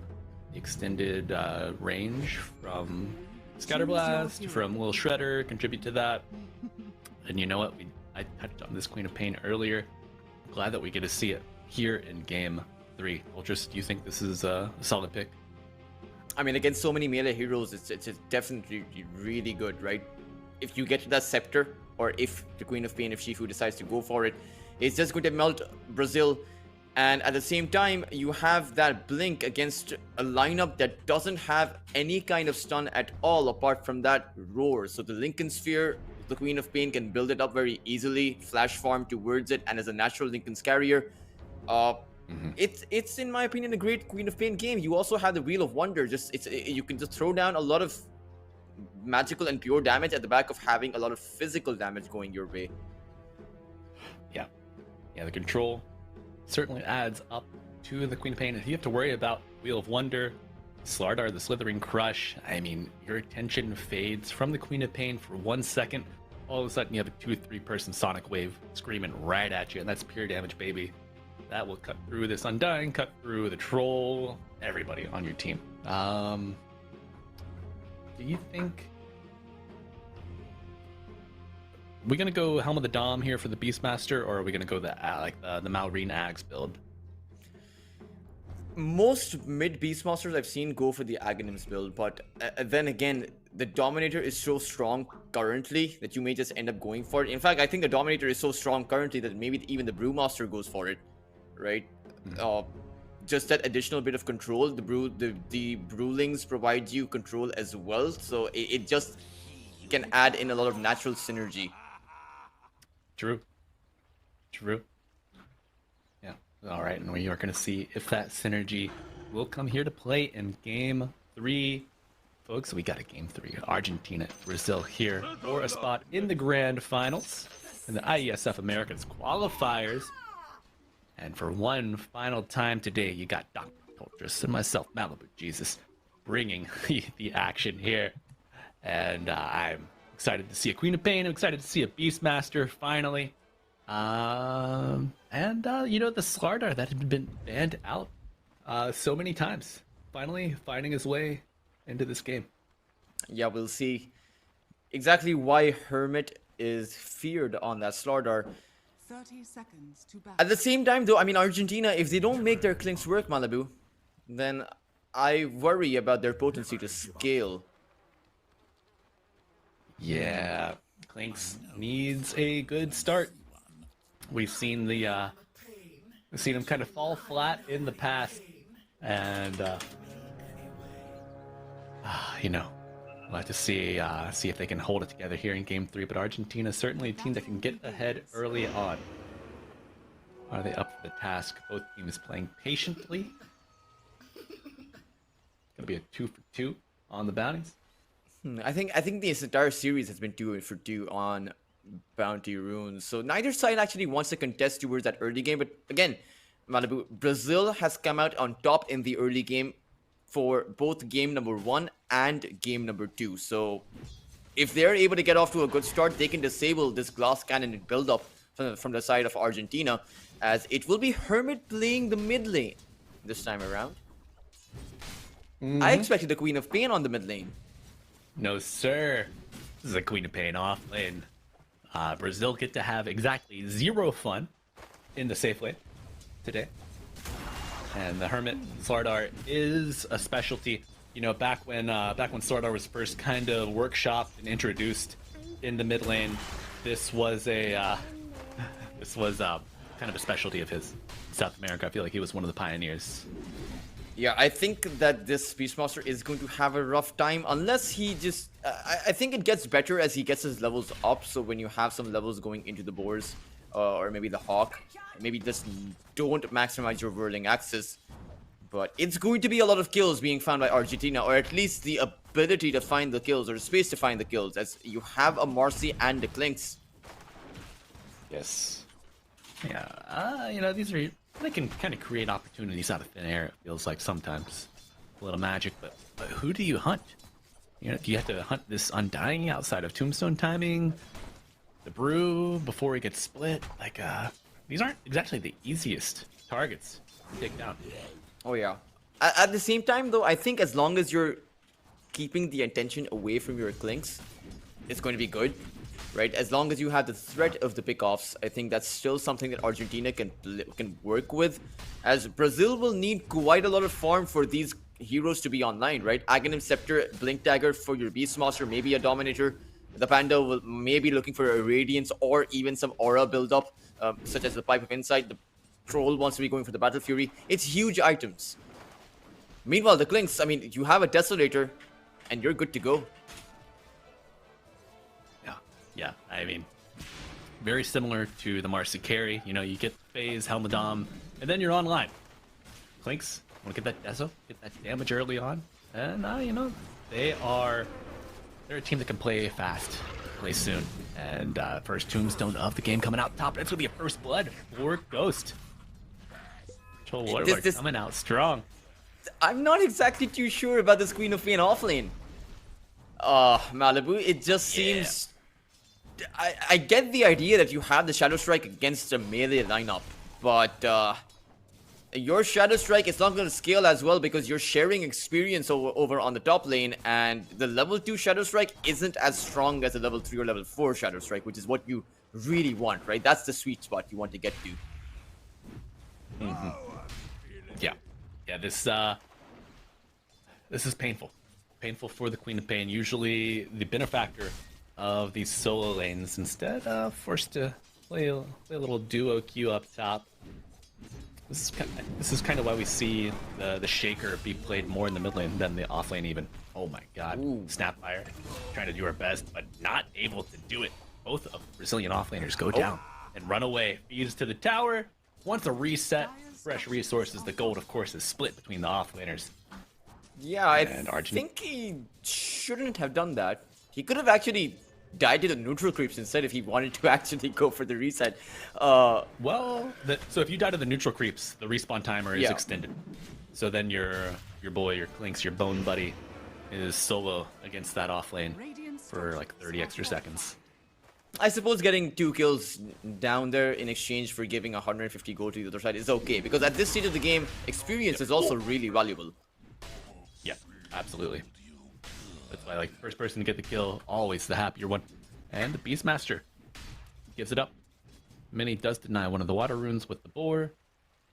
And Runaway playing a really impressive early game so far. They're looking to create some tempo, and if you get an early blink dagger on your Slardar, Brazil are going to be really unhappy about that. I don't see a way they fight in the early game. No, that Slardar are gonna absolutely run the map. And I mean, I think about heroes. Well, hold that thought. Him and Y thrown back, run away, doing a lot of work. Is undying, trying to get these zombies up.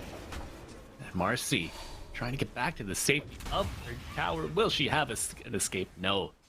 Yanbura coming down and making a little bit of magic for this Brazil offlane. Radiant's bottom tower is under attack. Do take down the Marcy. Ideally you'd want the Lynx too, but he's just waiting for the Tombstone to expire. A very aggressive Tombstone position.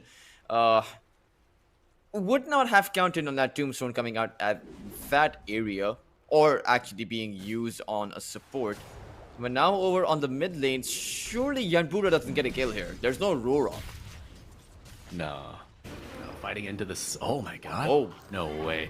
The cookie. Oh, a little too short. And that region for the Seaborn Sentinel Hermit in the water is gonna escape. And they'll punish the Brewmaster for it. Yes, sir. With that movement, Argentina have a great read on the map. They know Scafizinho is by himself. Oh, okay. Run away. Tries to give the kill to the Clinks, but has to go back for it. Needs a couple more tower shots. Yeah, he wanted that plausible deniability. But will have the and now it's already 1,000 net worth of an advantage. This Brewmaster lane is really not working out for Brazil.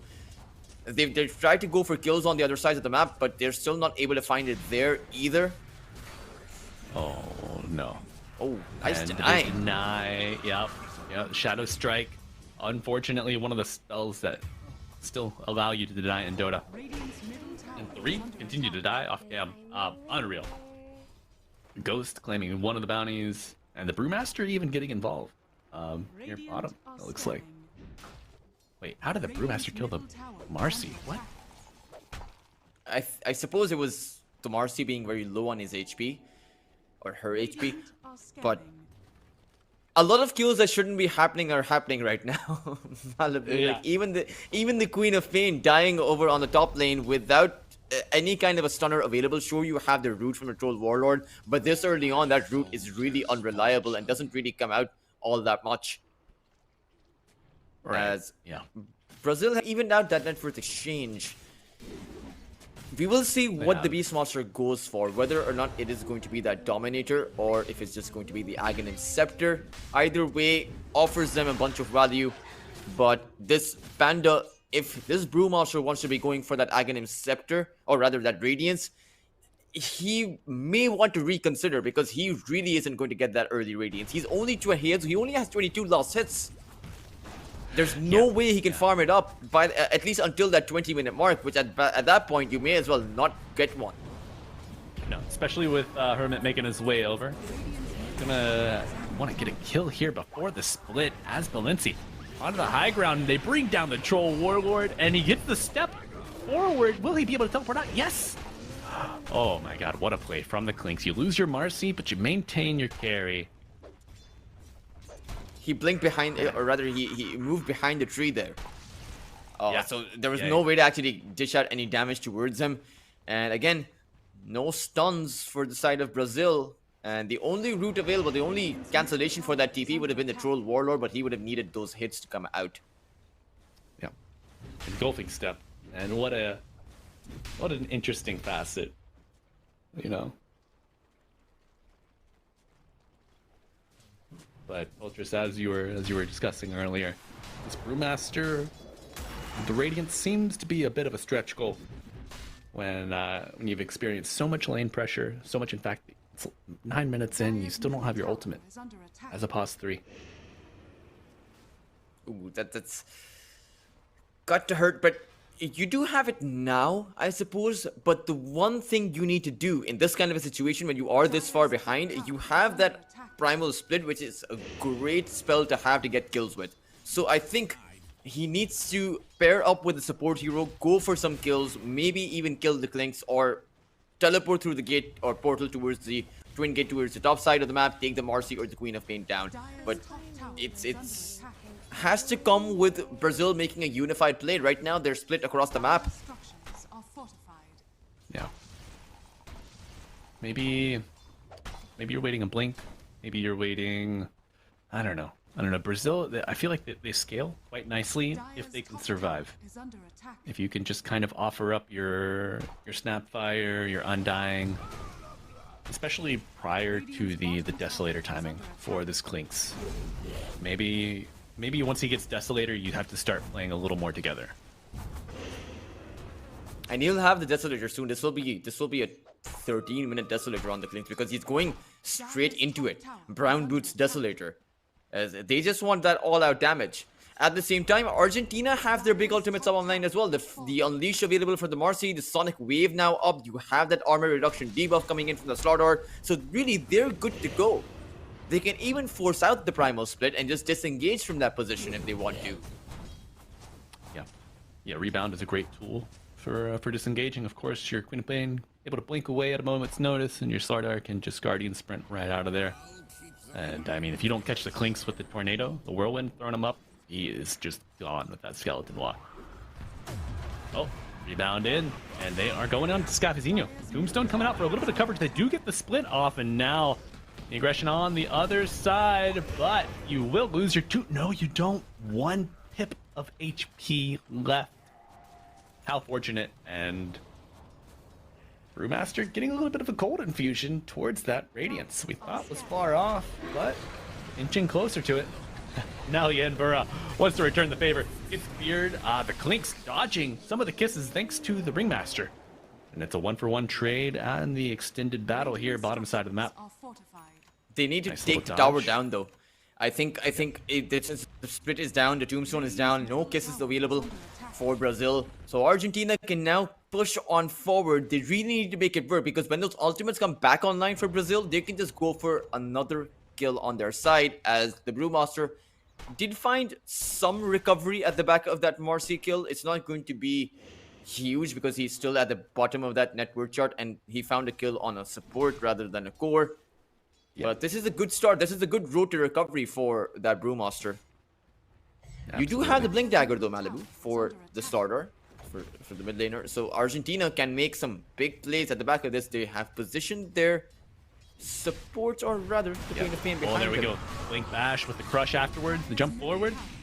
Yeah, so if you notice there, Permit, he had three attacks towards his Crush of the Deep, or his Bash of the Deep rather, and he didn't touch any creeps and stain. Instead, maintained that 3 bash count, or 3 attack count towards his bash, and able to snatch up the Undying. And the Undying doesn't really have any survivability against that Slaughter, right? I think that Argentina would have been able to grab that solo kill on that Slaughter. The supports were there just for that added bit of follow-up potential if any teleport came in.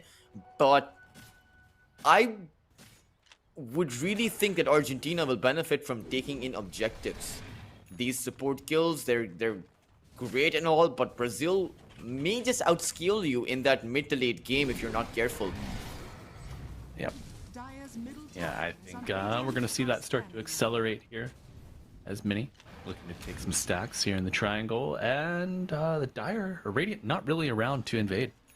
You know, Toltris, as soon as I say that, Argentina with a good smoke. They see the stack walking back and blink forward, crush, but the tombstone's already down. Marcy will dismantle it, and that is a kill and a tombstone bounty going your way. Valenci now the victim Clinks? of Panda brutality. The kiss is coming in, your Clinks is controlled. You will get the engulfing step, but he dies 30 seconds without him. And the troll controlled and gets hit with a sonic wave. No battle trance remaining. And a primal roar continuing the action. Ringmaster maybe looking more like a puppet, but he survives until the end. And Scaffazinho does get another kill. 2 for 3 make it 2 for 4. Unfortunately, your Undying has respawned, but not gonna join the fight. This one is already over, and Brazil are falling behind. Yeah, they took the tombstone down as soon as that fight started. The only thing that Argentina made a mistake with was the positioning with that Clinks. He was right inside of that Brewmaster when that split came out, and he was never going to make it out of that one alive. It would have been nice for Argentina to grab up some kills with that Clinks, but at least they will snowball on this Slardar. And they now have a vessel on that Queen of Pain. And at the same time, sure, you lost your carry, but you also took down Brazil's carry. So it's still an even carry exchange, but you get 3 heroes on top of that, and now it's a 3,000 net worth advantage. Soon to be 4,000 if this Brewmaster dies. Oh, nice cookie forward. Dodges some of the damage from Shifu, but Argentina are able to bring down the Master. Yeah, Goldress, that invasion, just a great sequence, allows them to continue playing aggressively here on the bottom side of the map, as we are witnessing Argentina stack up 2 more hero kills. And maybe even what's more worrisome, that was like a double hard camp stack and like a triple Ancients. You gotta imagine that Argentina got some of that gold. We do see the Ags finished now on Beastmaster. Much needed pickup. Oh, definitely adds in some fighting potential for Brazil. I do think that they need their other heroes to be able to stack up alongside that Beastmaster. Otherwise, the Beastmaster is just going to get bursted down. And this is the reason why I would have actually liked to see some auras coming out. The Brewmaster would have been able to enable his team a lot more if he went for auras, a Crimson Guard, maybe even a Pipe of Insight, rather than going for this Radiance build, because his team doesn't need any kind of damage. Ghost has the Battle Fury. The Beastmaster will do plenty of damage at the back of his scepter. Yeah, I do worry that the Radiance perhaps is a bit greedy. You don't always think about getting your trolls super active in these team fights with the acquisition of the Battle Fury. It's just going to accelerate his farm more so. But now, like, Troll Battle Fury, Rue still building towards the Radiance. It's kind of one and the same. This enables Argentina to make a good smoke, and they're going to find many. Quick crush with the rebound afterwards, but the roar pushes her away. Still surviving, and the drums of Slum giving heals. And Hermit actually caught by the bird. The kiss is coming down. He might just burn to death, but a beautiful Wheel of Wonder attracting Brazil. It's a step on. You don't even need a ticket. Take a ride. That was a surprisingly good disengagement coming in from Argentina. I thought they would have lost their 3 heroes there. I mean, Brazil had the opening Mortimers. Unfortunately, the Snapfire was just too far away. Couldn't land that second kiss on towards that Slardar, because that was all he needed. But now it's Valenci coming in. They might find the Beastmaster. Oh, they're going to find the Beastmaster. They're going to find the Snapfire. But both of them able to waddle away. You know, a little worse for wear, but still very much alive. Very interesting. They didn't fully commit. I mean, they knew the roar was down, but now they find a target of their own. It's actually the Brewmaster. No split, or rather split available. Oh, and he does it to dodge the Sonic Wave. What a play. Scaffazinho pull him through when it counts. But can you get anything off of this split, or is it just your life? I think it's going to be just his life, but both heroes do lose a 100-second cooldown ultimate. True. At the same time, though, Argentina, they can fight against that against the lineup of Brazil without your Sonic Wave. I can't say the same for Brazil. I think the 2 ultimates they really do need are those kisses and that primal split. So I think for Brazil, they're just going to disengage and just dodge out for the next minute or so. Yeah, absolutely. I mean, it's evidence. Argentina feel confident enough to take Roshan. Desolator with the corrosive haze, this minus armor. Oh my god. And the Ripper's Lash and the Skeletons. Oh, the damage, man. It's just crazy. I see a lot Falls of you too quick and- criticizing the draft out there, chat. Argentina. They're doing all right. They're doing all right.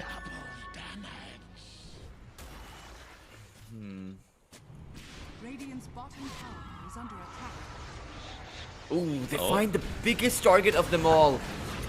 He's got battle trance, but he's just controlled, chain stunned, and dead. That is one hero you do not want to be losing if you are Brazil. Radiant's bottom tower No. is under attack. Well, just even, I mean, you hear Roshan die. Is under attack. It's nighttime. You know Roshan's top. But you stick around. You know they're going to make a beeline at your tower. The wave is in. Like, they're going to take a peek around the corner to see if someone's farming, and they found you.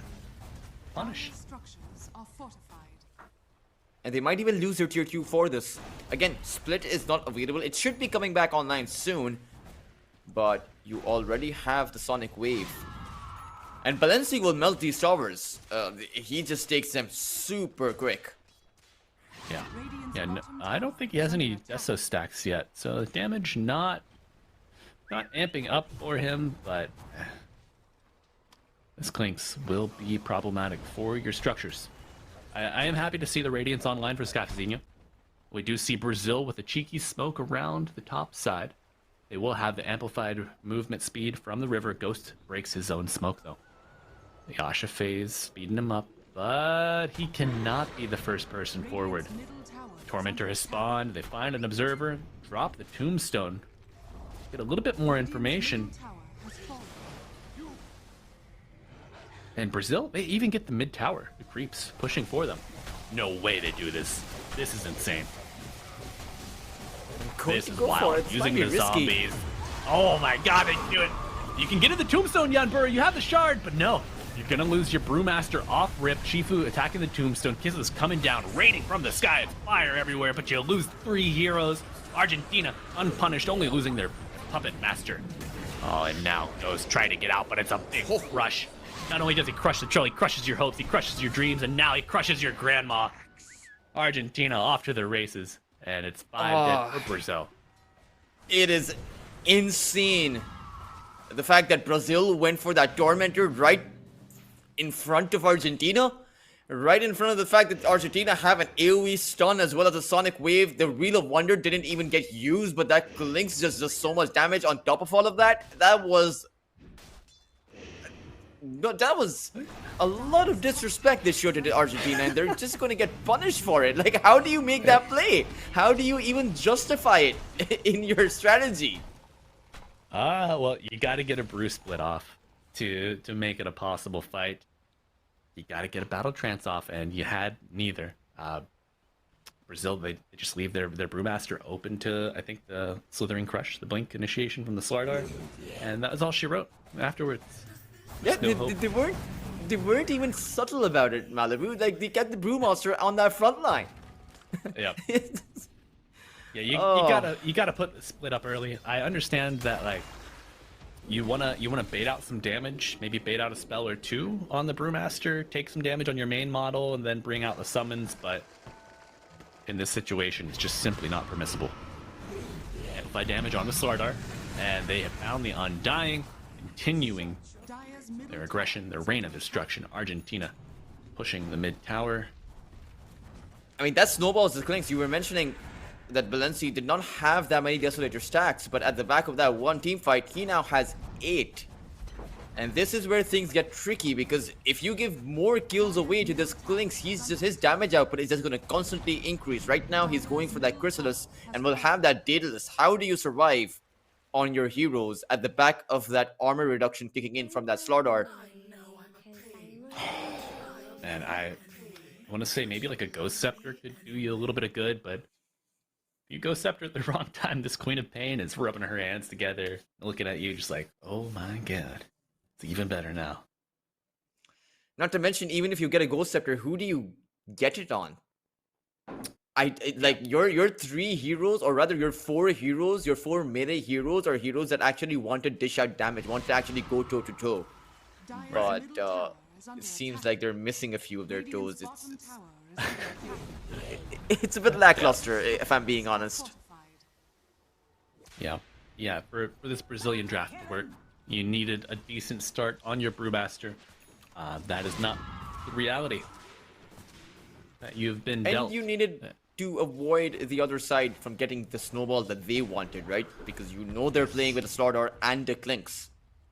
But now it's going to be Argentina on that high ground, 23 minutes in. This could be a bit of a mistake because Brazil have all of their ultimates up, but they need to come back to the base to defend this. Yeah, big BKB finished here on the Beastmaster, and you know, as much as we are kind of riding Brazil here, it's only about a 1.6k net worth difference. Given how this momentum shifted and like the feel of this game, that's not a large deficit. I understand, yes, Troll, he's got his Battle Fury, needs to farm, get a couple items, but hold that thought. Zone on the high ground, spotted out by the ward, run away, is gonna commit for it, controlled and pulled away by the Void Panda. The Marcy will fall, Tombstone still remains. He denies the Tombstone. We hear a roar on the left side of the screen, kisses to follow as the Dire follow, panning left.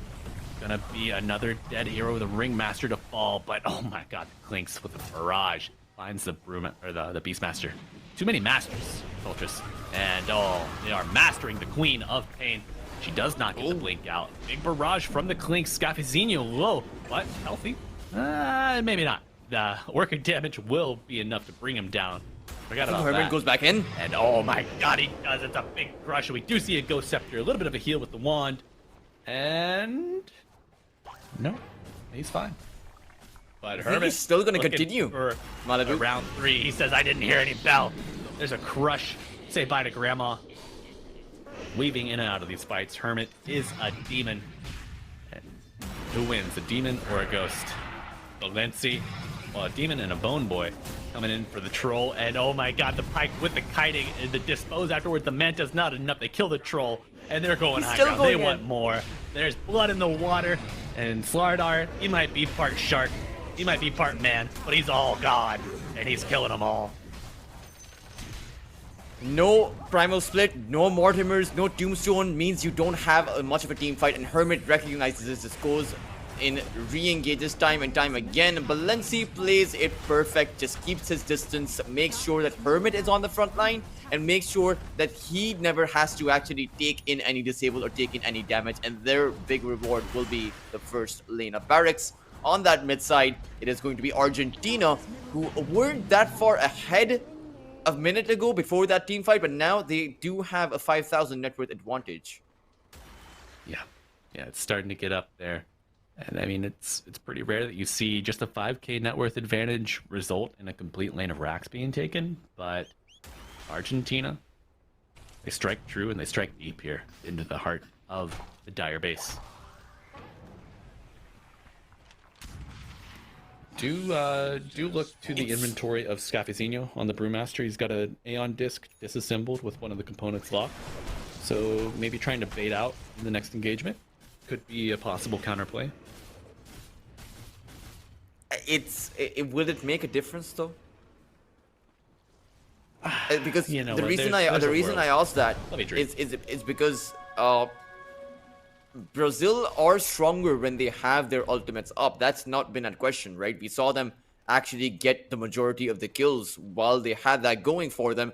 Sure, you can get the Primal Split out, but unless you have a way to actually take out that Clinks and make sure that Hermit isn't allowed to do his bit of cheeky re-engagement maneuvers, you're not going to win the extended team fight. And that's what you're looking for on the side of Brazil.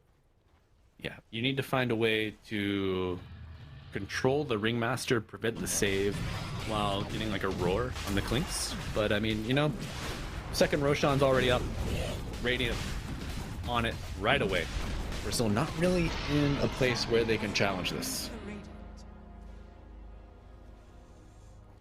Now they have the banner, so they can make their way towards that second lane of barracks, towards probably that top side, as it is open for them. And Brazil, they don't have an instant way to initiate. The Brewmaster has to run in. The Troll has to run in. And even if someone were to blink in, that could just potentially be too heavy of a commitment. Argentina can just come in with the Ringmaster save from Ungato, and it may just end up being a lost team fight. Yeah, if you are a screen away from your team on Brazil, you are dead. Radiant's bottom That's I'm thoroughly convinced that is what you're dealing with. Maybe you play around a tombstone save, but then you don't have your tombstone down for the vision, for the information. It's you're fighting uphill if you are Brazil, even in your own base. I mean, they're not going to get many shots at this. Radiant I think if Argentina come out with the full lane of barracks here and now, this is going to be potentially a lost game for Brazil, and then of course a lost series. Yeah, I do like this observer here at the top of the dire stairs. You know, I think the skeletons will default to attacking that, so it's a way to kind of preserve your tier 3, prevent some of the chip damage from being taken. But I mean, ultimately, it's not going to be enough. Argentina do back off. They realize, you know what, we should probably doctor up our lanes, and deal with the map. And we haven't really seen the Beastmaster. What happens if we find him? I think what is he farming for? I would imagine either a refresher or a hex. I think it has to be. Oh yeah, that double roar could potentially be the way to unlock your team fight. If you get a roar off on the starter and the clinks, then I think nullifier. They want to prevent wow. the save from the ringmaster, because I mean, whoever Beastmaster has been going on, they just get escape acted like immediately every time. Yeah. And makes it difficult. Fortress makes it very difficult for these boys. They want to get kills, but the puppet just says no. a full smoke from both teams, as Argentina, they may head on over to their triangle, or Brazil will actually scan their own triangle. But no, Argentina are actually split across the map. So if Brazil are able to find that clinks right now, this could end up working out in their favor, potentially even find their way back into the game. As constantly you see the net worth lead being built up by Argentina, but Brazil are actually the ones who are farming up a lot faster, since the lead is now gone. Yeah, Brazil have done an amazing job cutting down this lead. Was 5k, neighboring 6k at one point, but now just about 2. However, that tier 2 tower gives you a healthy chunk of gold. Both teams converging here bottom. Shifu, the first point of contact, in and out. He's got the Xenu, pounced on by Runaway, but the split, the early split, your Brewmaster gets to play the game here. Clinks, oh my god, trying to eliminate these pandas, they're endangered, my man. Mini, holding position, scouting with the boar. His little buddy's gone, and a crush on the high ground ghost is found. Slardar is controlled. Your Aegis not on him. Okay, Wheel Wonder coming out, but Hermit very low, and the escape act. You need the nullifier. Where is it? Battle Trance coming out. You lose 2 already. Klink's Aegis gone. Brazil fighting back, punching up above their weight class. Let's go. Mini with a double, and Balenci forced to BKB Ghost walk away. And things are starting to look like we have a little bit of life left. The zombies, the birds, the axes. It's enough. Ringmaster gone. Oh no, they know where he is, but no stun. Find the TP out, but I'm not sure why Hermit went on the troll there. That was an overly zealous Blink Dagger initiation. I think he was expecting to find someone else, anyone else, but he found the worst possible target, and he just ended up getting rooted down. The Ringmaster save did come down at the end of it, but the troll didn't use the Battle Trance, so he was actually able to hold on until the escape act wore off.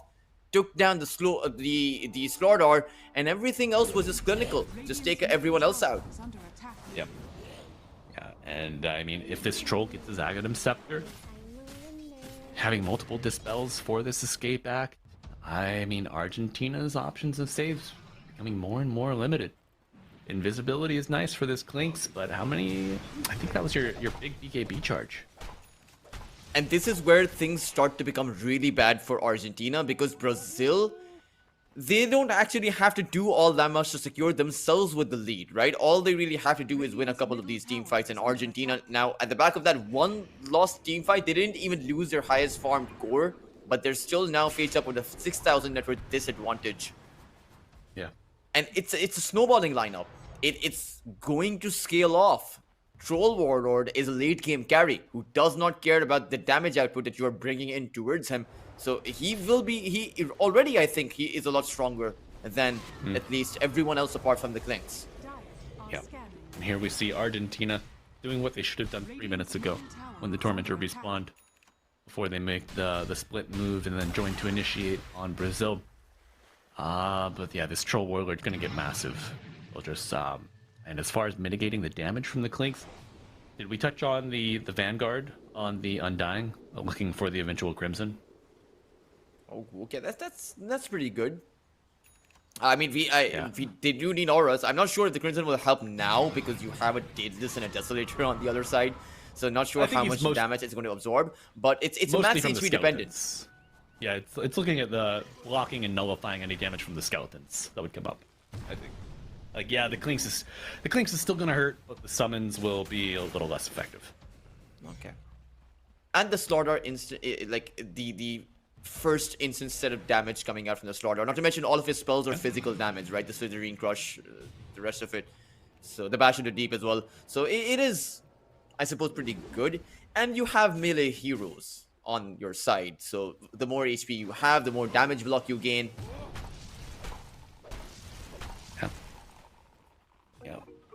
Starting to come together here for Brazil, but I feel like this game still on a razor's edge for either team. One good jump seals the game in your favor for the next 5 minutes, if not longer. Oh, Argentina, though, they can split push really well. And that's why Brazil need to be careful. I think for Brazil, they need to actually take down some of these scores from Argentina, or at least the Clinks, before they can actually make a push. Yeah, you need Clinks, pick-offs, you need travels, you need to push top side. That lane still has 2 towers outside of the base, boys. You lose your tier 3. It's a tough hand. You could even potentially lose your throne if they're not, if you have too big of a lapse. Clinks and Nature's Prophet, there's 2 heroes that can melt objectives in that really late game. There's nothing worse than taking a fight outside of your base. And all of a sudden the game's over. You're like, wait, what? Oh my god, my throne. My throne is dead. And there's a little bony boy in your base. Uh-oh. There's a bony boy on top of your Brewmaster. Does he get the Aeon Disc proc? He's hypnotized still. No, he does not get the split dead for a minute. Your Undying barely survives. Kiss is coming in. You didn't get the Panda in your Tombstone. How unfortunate. Kill for a kill, though. Perhaps more value for Argentina and the Blink Roar. You do have a refresher. We're going to see another round, but Beastmaster controlled buyback on the Brewmaster. Can we get Brazilian heroes into the fight? Buyback on the Marcy. Queen of Pain dead. Lose your mid for the off lane, and go for a buyback on the Brewmaster, though. And that's not going to be worth it for Brazil. I mean, they even use a refresher just to be able to get the second roar off. I don't know why he used it on the Queen of Pain. Perhaps he thought he couldn't have actually taken Hermit down. But I think you should have thrown it on the Slaughter anyway. Just try to take him down, because that would have opened up the rest of the team fight. You could have chased past that point, because he is that main tank for Argentina currently. Another consideration, though, Slardar in the water with his Aghanims, he gets that extra status resistance, that extra regen. So it was pretty much just him. I don't know if the troll was exactly in range to really capitalize and get on top of that Slardar. So that Primal Roar, what is the duration here? Let me check real quick. 4-second stun with the Slardar, status resistance of 40%. So it's like a little over 2 seconds. Oh man, with all the resistance. Yeah. Doesn't really last all that long. Can't really do. There's no real good roar target, I suppose, apart from the Clinks. I mean, if the Clinks, initiating on the Clinks would be the dream for Brazil right now. Yes. It'd be. Do you know how to say dream in Portuguese? No. Sonho. Sonho. It would be the sonho. Será o sonho. Yeah. It would be the dream. How long did it take for you to learn? For you to learn Portuguese, Malibu? Because you were there for a while, I imagine. So I went You there studied there? twice. Yeah, I went to Brazil twice. Both times were for 6 months, and they were 2 years apart. So I arrived not really knowing anything. We had a month-long intensive course before our classes started, and all of our classes were in Portuguese.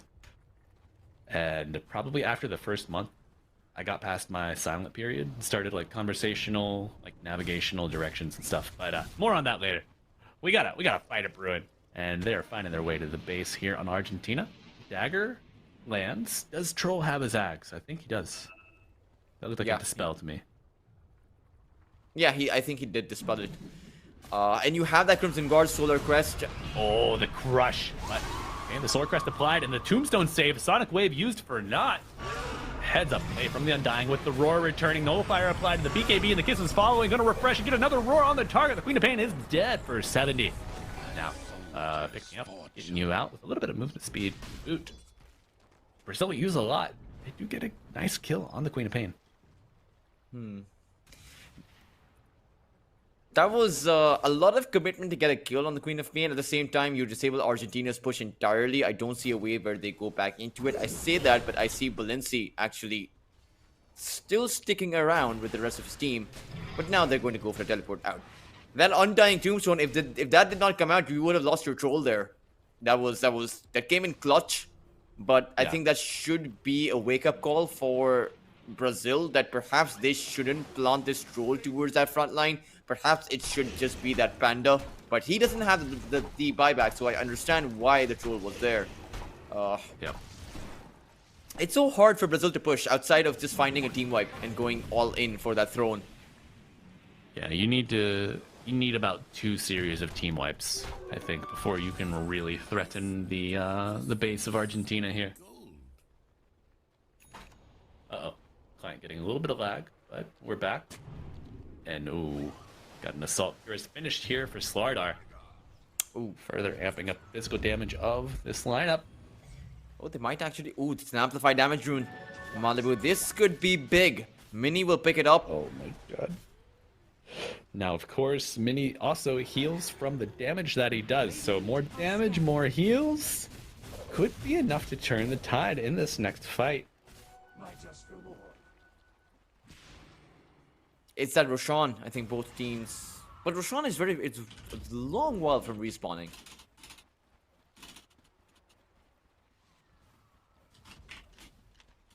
Let's see though, we're at a bit of a stalemate. Neither side is ahead, at least as far as their ability to push goes. Argentina, I don't know how well the Slardar scales now at this point in the game. But at the same time, Argentina do have Hex builders, right? The Queen of Pain, the Lynx, the Marcy, all 3 of those heroes would like to have that Hex. Yeah. Yeah, Hex is a plum here in the late game. Oh, but you can't Hex the barracks, and that's what they're gonna go. Oh, a little bit of move speed from Marcy. And look at how fast. Oh, you got the skellies up. You got the barrier from the banner. 2 catapults doing your dirty work for you. And they are going to town here. It's Lose 30 their seconds on that range. Aegis.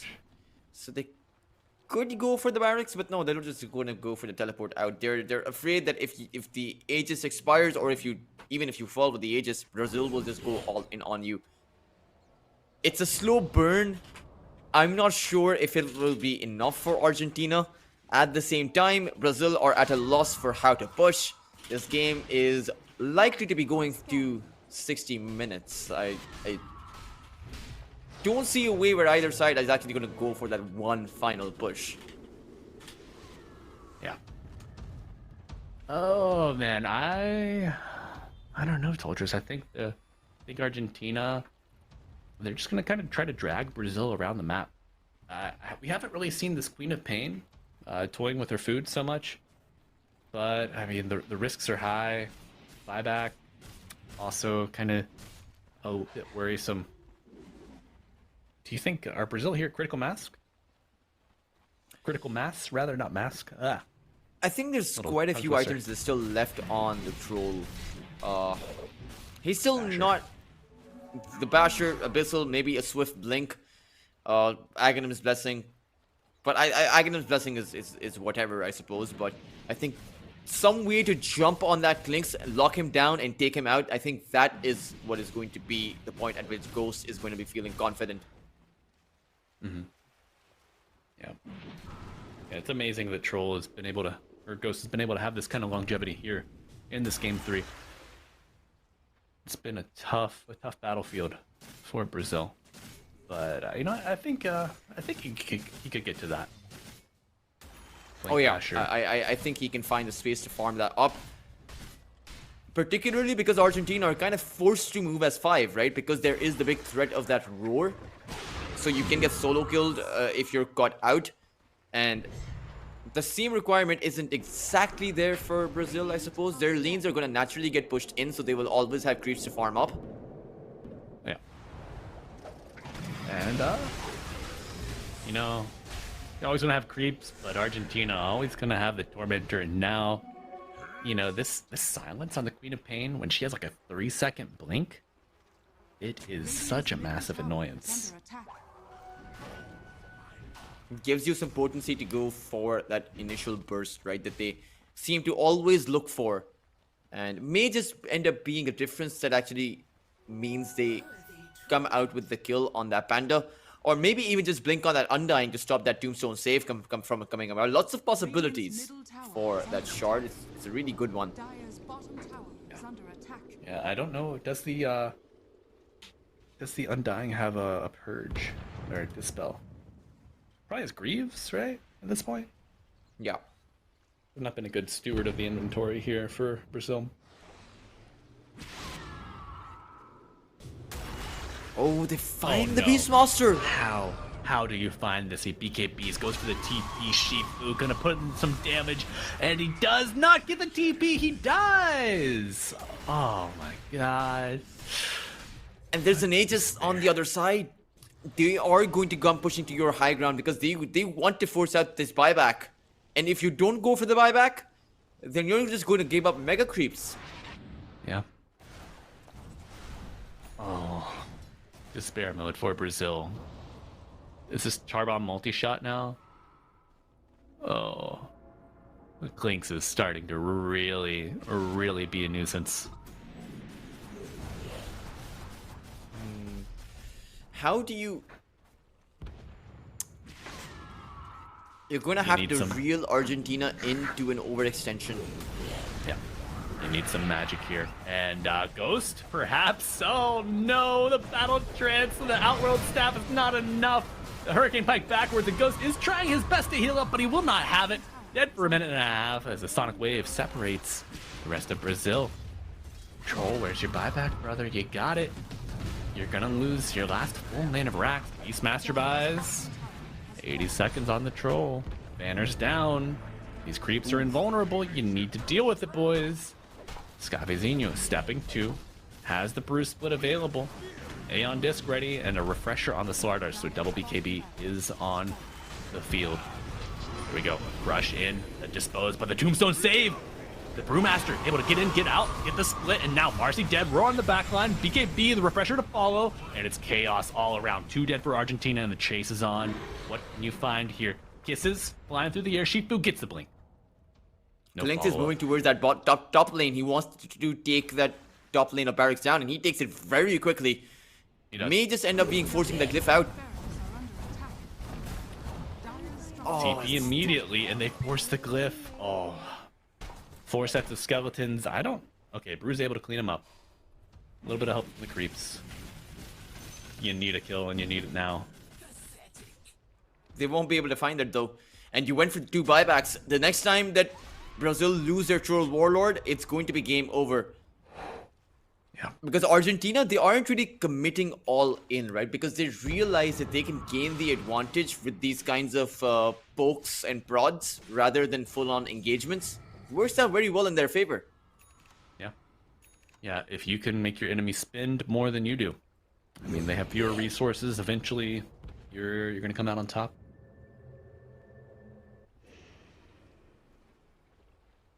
coming up on 48 minutes. I think this is the longest game I've had the pleasure of casting here Radiant are with Iesf America's Qualifiers.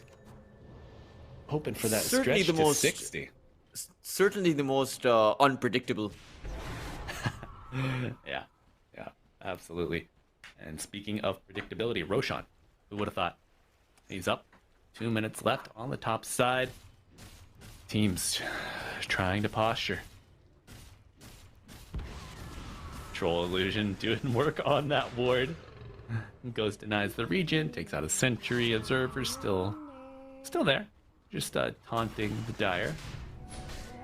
And Slardar, oh Hermit, setting the stage, hosting up, saying, "Come challenge me, come fight me, come on, bring it."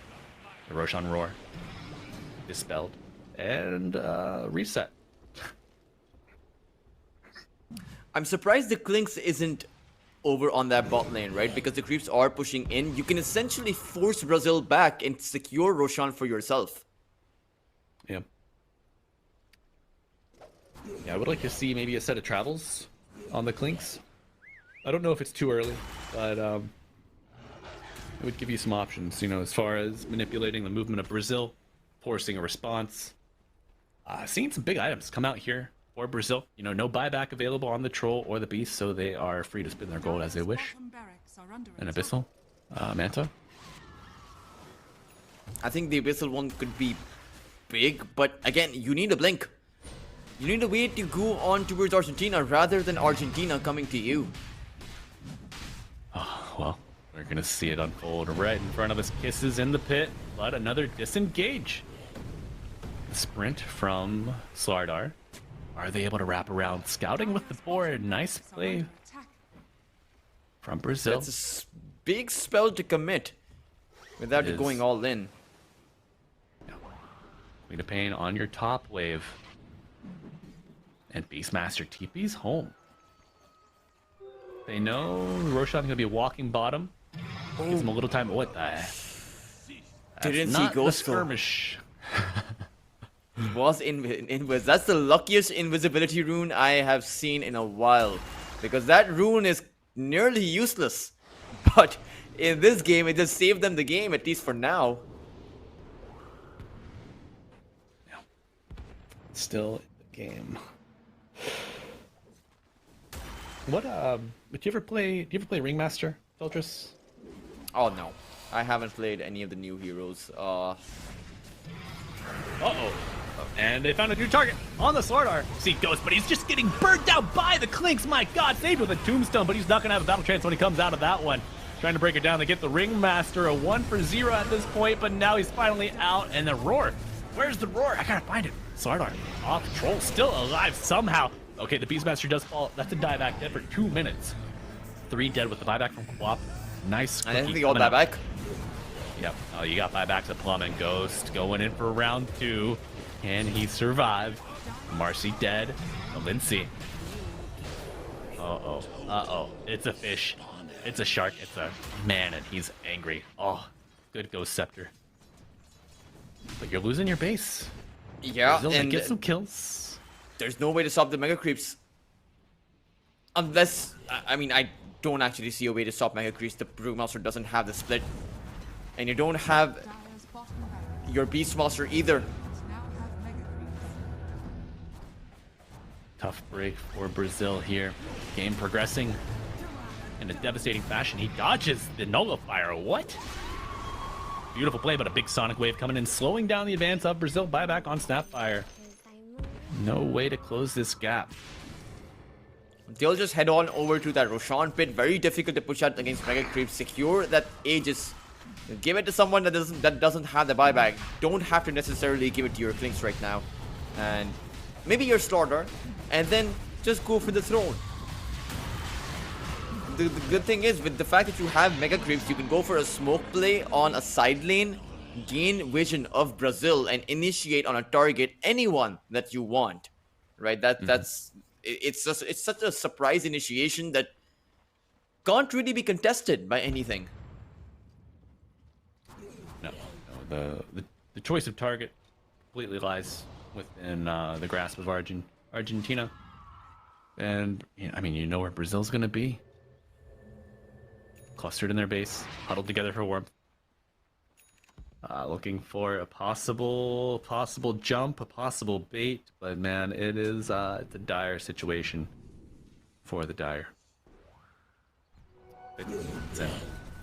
And we may not even get to see that 60-minute mark come about. Unfortunately, though, it doesn't get better for this even when the tier 5 neutrals come, because the tier 5 neutrals will heavily benefit the side that has the mega creeps by their side. It's just too overwhelming at that point, because then you don't even need to kill anyone. Then you can just go for the throne. I mean, imagine a few Helms of the Undying. You just need 2 on that Marcy, on that Clinks, and it's game over. Yeah. Luckily, you can't hit buildings now. Can't hit buildings now with the Helm of the Undying. Yeah. Oh, wow. I am glad that change came about. I know, right? Yeah, but that was a much needed balance patch. I think that happened just before TI too. So perfect timing, right? Yeah. Would have liked to see maybe a nerf to the Dominator, but I don't think the Dominator was all... They didn't actually dictate the pace of TI all that much. It did for a lot of those games, but didn't for the playoffs, I think. As Scaff is... the all chat. Yeah. Yeah, he's asking for it. Yep. Bring it on. Did you ever play Hero Siege?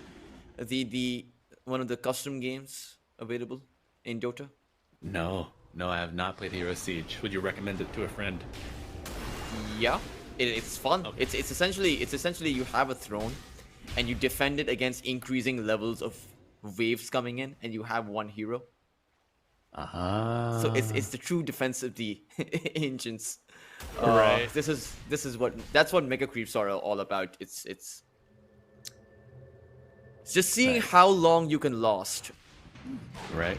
I remember I played more custom game types in Dota 1. Like Angel Arena, all of those, man. I loved Angel Arena. It was this mindless fun. It's kind of like Dota 1 had its own kind of or Warcraft 3 had its own kind of brain rot content that you would just mindlessly go at. God. Yeah, some of those maps that you would just load up. It's like, nope. This is not as advertised. I'm out of this lobby. Oh my. Oh no, Blink Crush forward here. Nullification with the PKB. It's not enough. He's dead for 100 seconds. Wheel of Wonder already out to play. And now the Primal Split canceled, but it does come out. Okay. Slardar controlled, but he's got the Aegis. Do you have the damage to control him? He's put in the box, saved for now. Buyback on the Brewmaster and the Beastmaster. Slardar still alive with the Aegis. Ancient is under threat. Tier 4s are being dismantled. And now Slardar, does he die? Yes, the first time, but do you have enough to bring him down again? Beastmaster trying to limp his way out, hit with the E-Blade, nullified again, so that's purged, and Slardar misses the crush. Shifu going forward, does he have the damage? No, stunned by the cookie. What hope do you have, Brazil? Ordum and Progresso, you want some success, so Ghost, it's Battle Trance looking for anything, but he can't. He's just hit with the Yules time after time. You're Undying, thrown in the air, dead for 80. No innate, and now Ghost hits the Manta. It gets nullified again. Healed up by MNY, but it's not enough. Or step falls short. The refresher used. Shifu's in, Shifu's out. Fading time, your Ancient under half health. And they falls down. That's a dieback on the Beastmaster trying to get to Yanbura. But patient, they turn their attention to Ghost. This is the man you gotta kill. And he buys back. Not dead for 2 minutes. Nullification on Snapfire. Grandma's gone for over a minute. And it's looking dire. GG is called. 57 minutes in. Argentina take the series 2-1, and Brazil fall. Oh, that was such a difficult team fight. I mean, for Brazil, they had to do 2 things. They had to not only contest against Brazil, but also defend their throne against the creeps. You saw the Undying constantly shuffling around, the Beastmaster constantly shuffling around because he was trying to draw the attention from the creep waves, clear those out, and also try to fight back against Argentina. But it was always going to be a team fight that did not work out in their favor, even though they came out with the buybacks. It's just too much diversion coming out from Argentina, too much damage, They just simply played it cool, calm, and collected, and were able to eliminate Brazil from the tournament as they will be heading forward into the playoffs. Absolutely. And I would like to know how many teams. Do you know how many teams advance from from the Americas to the main tournament? I think it's one per, but I'm not exactly sure about that, so I wouldn't.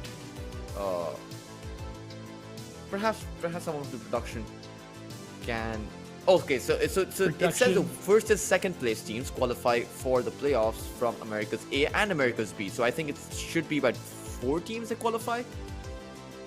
But then playoffs, yeah, top TBA teams to qualify to IESF World Esports Championship. So it's not yet announced how many of those top teams qualify to the World Champs. Oh, but man, I would love to see a rematch. Oh yeah, on the land, dude, between Brazil and Argentina. In particular, you know they're gonna throw. I would actually like to see how some of the other regional teams fare up against, South America and Southeast Asia. A lot of teams that don't typically get to play against each other, right? Imagine the passion of Southeast Asia coming against South America, the two juggernauts colliding, right? It's always just fun to see. Electric. Yeah, it would be an environment of electricity and electricity only, especially if we have fans in the arena, cheering on their hometown teams. What a dream for the players, for the fans. We'd love to see it. Hope you do. But man, highlight reel for this Clinks, ending the game with 13-1. I think. Let's take a look here at the summary. Yeah, 13-1 and 15. What a performance! Oh yeah, Cultures, you got an MVP here for the series, for the game. I think I would have to give it to Hermit. I mean, just the initiations coming in, the Slytherin crushes, not to mention the clean re-engagements he found. He won those team fights. Sure, Clinks dished out the damage, but he wouldn't have been able to do that if the front line was not available or provided by Hermit. Yeah, Hermit just making it work. It was Hermit taxi driver style. Are you talking to me? Yeah, Hermit was driving the taxi there in that game 3 for the Radiant. He drove Argentina straight to victory. And you know what, Toltrus, after a game like that, I need my little buddy here, my emotional support Tide Hunter. Glad he was here to bring me through this long game 3. Yeah, what a show it was. Oh, you can't see him. Poor guy. Look at. I like that. Did you get that? Did you get that at Hamburg?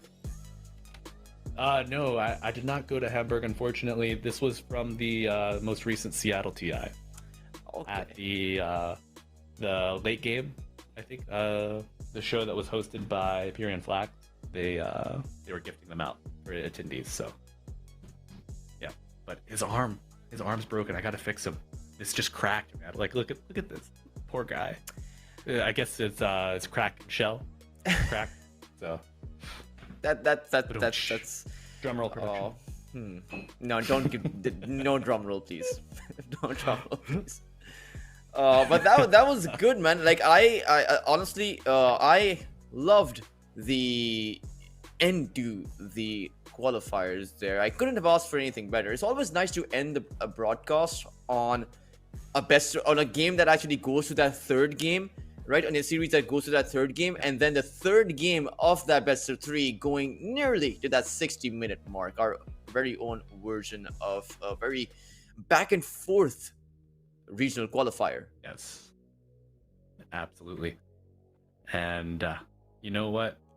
I mean, I would love to follow up and see what happens tomorrow. Are there games being played tomorrow?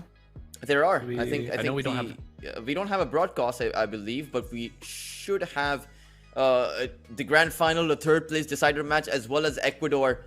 Or rather, no, Ecuador is happening right now. But the grand finals, as well as that third place match, will both be in about 20 hours from now on the 24th of September. But they won't be broadcasted. You can still check them out in the in-game client with the Dota 2 TV ticket. Yes, absolutely. It's going to be a rematch between Peru and Argentina in the grand finals. A grudge match, you're going to love to see it. It's going to be a beautiful series of Dota. But you know what? Our watch here for the evening has ended. Toltrus, it's been an amazing chance to get to work with you today. First time, hopefully not the last time. Looking forward towards the future. Thank you for joining us on this journey. Shout out to our production staff, making this show go off without a hitch. It's always wonderful to just be able to hop in, yap about some Dota, not have to worry about doing anything with my hands. That's amazing. And shout out to you, the fans out there in Twitch chat. We noticed had some fun banter back and forth. Hope you all enjoyed the games.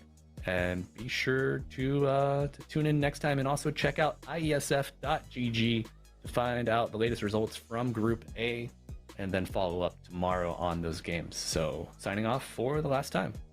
This is Malibu Jesus, joined by Ultras, Doctor of Dota, and good night.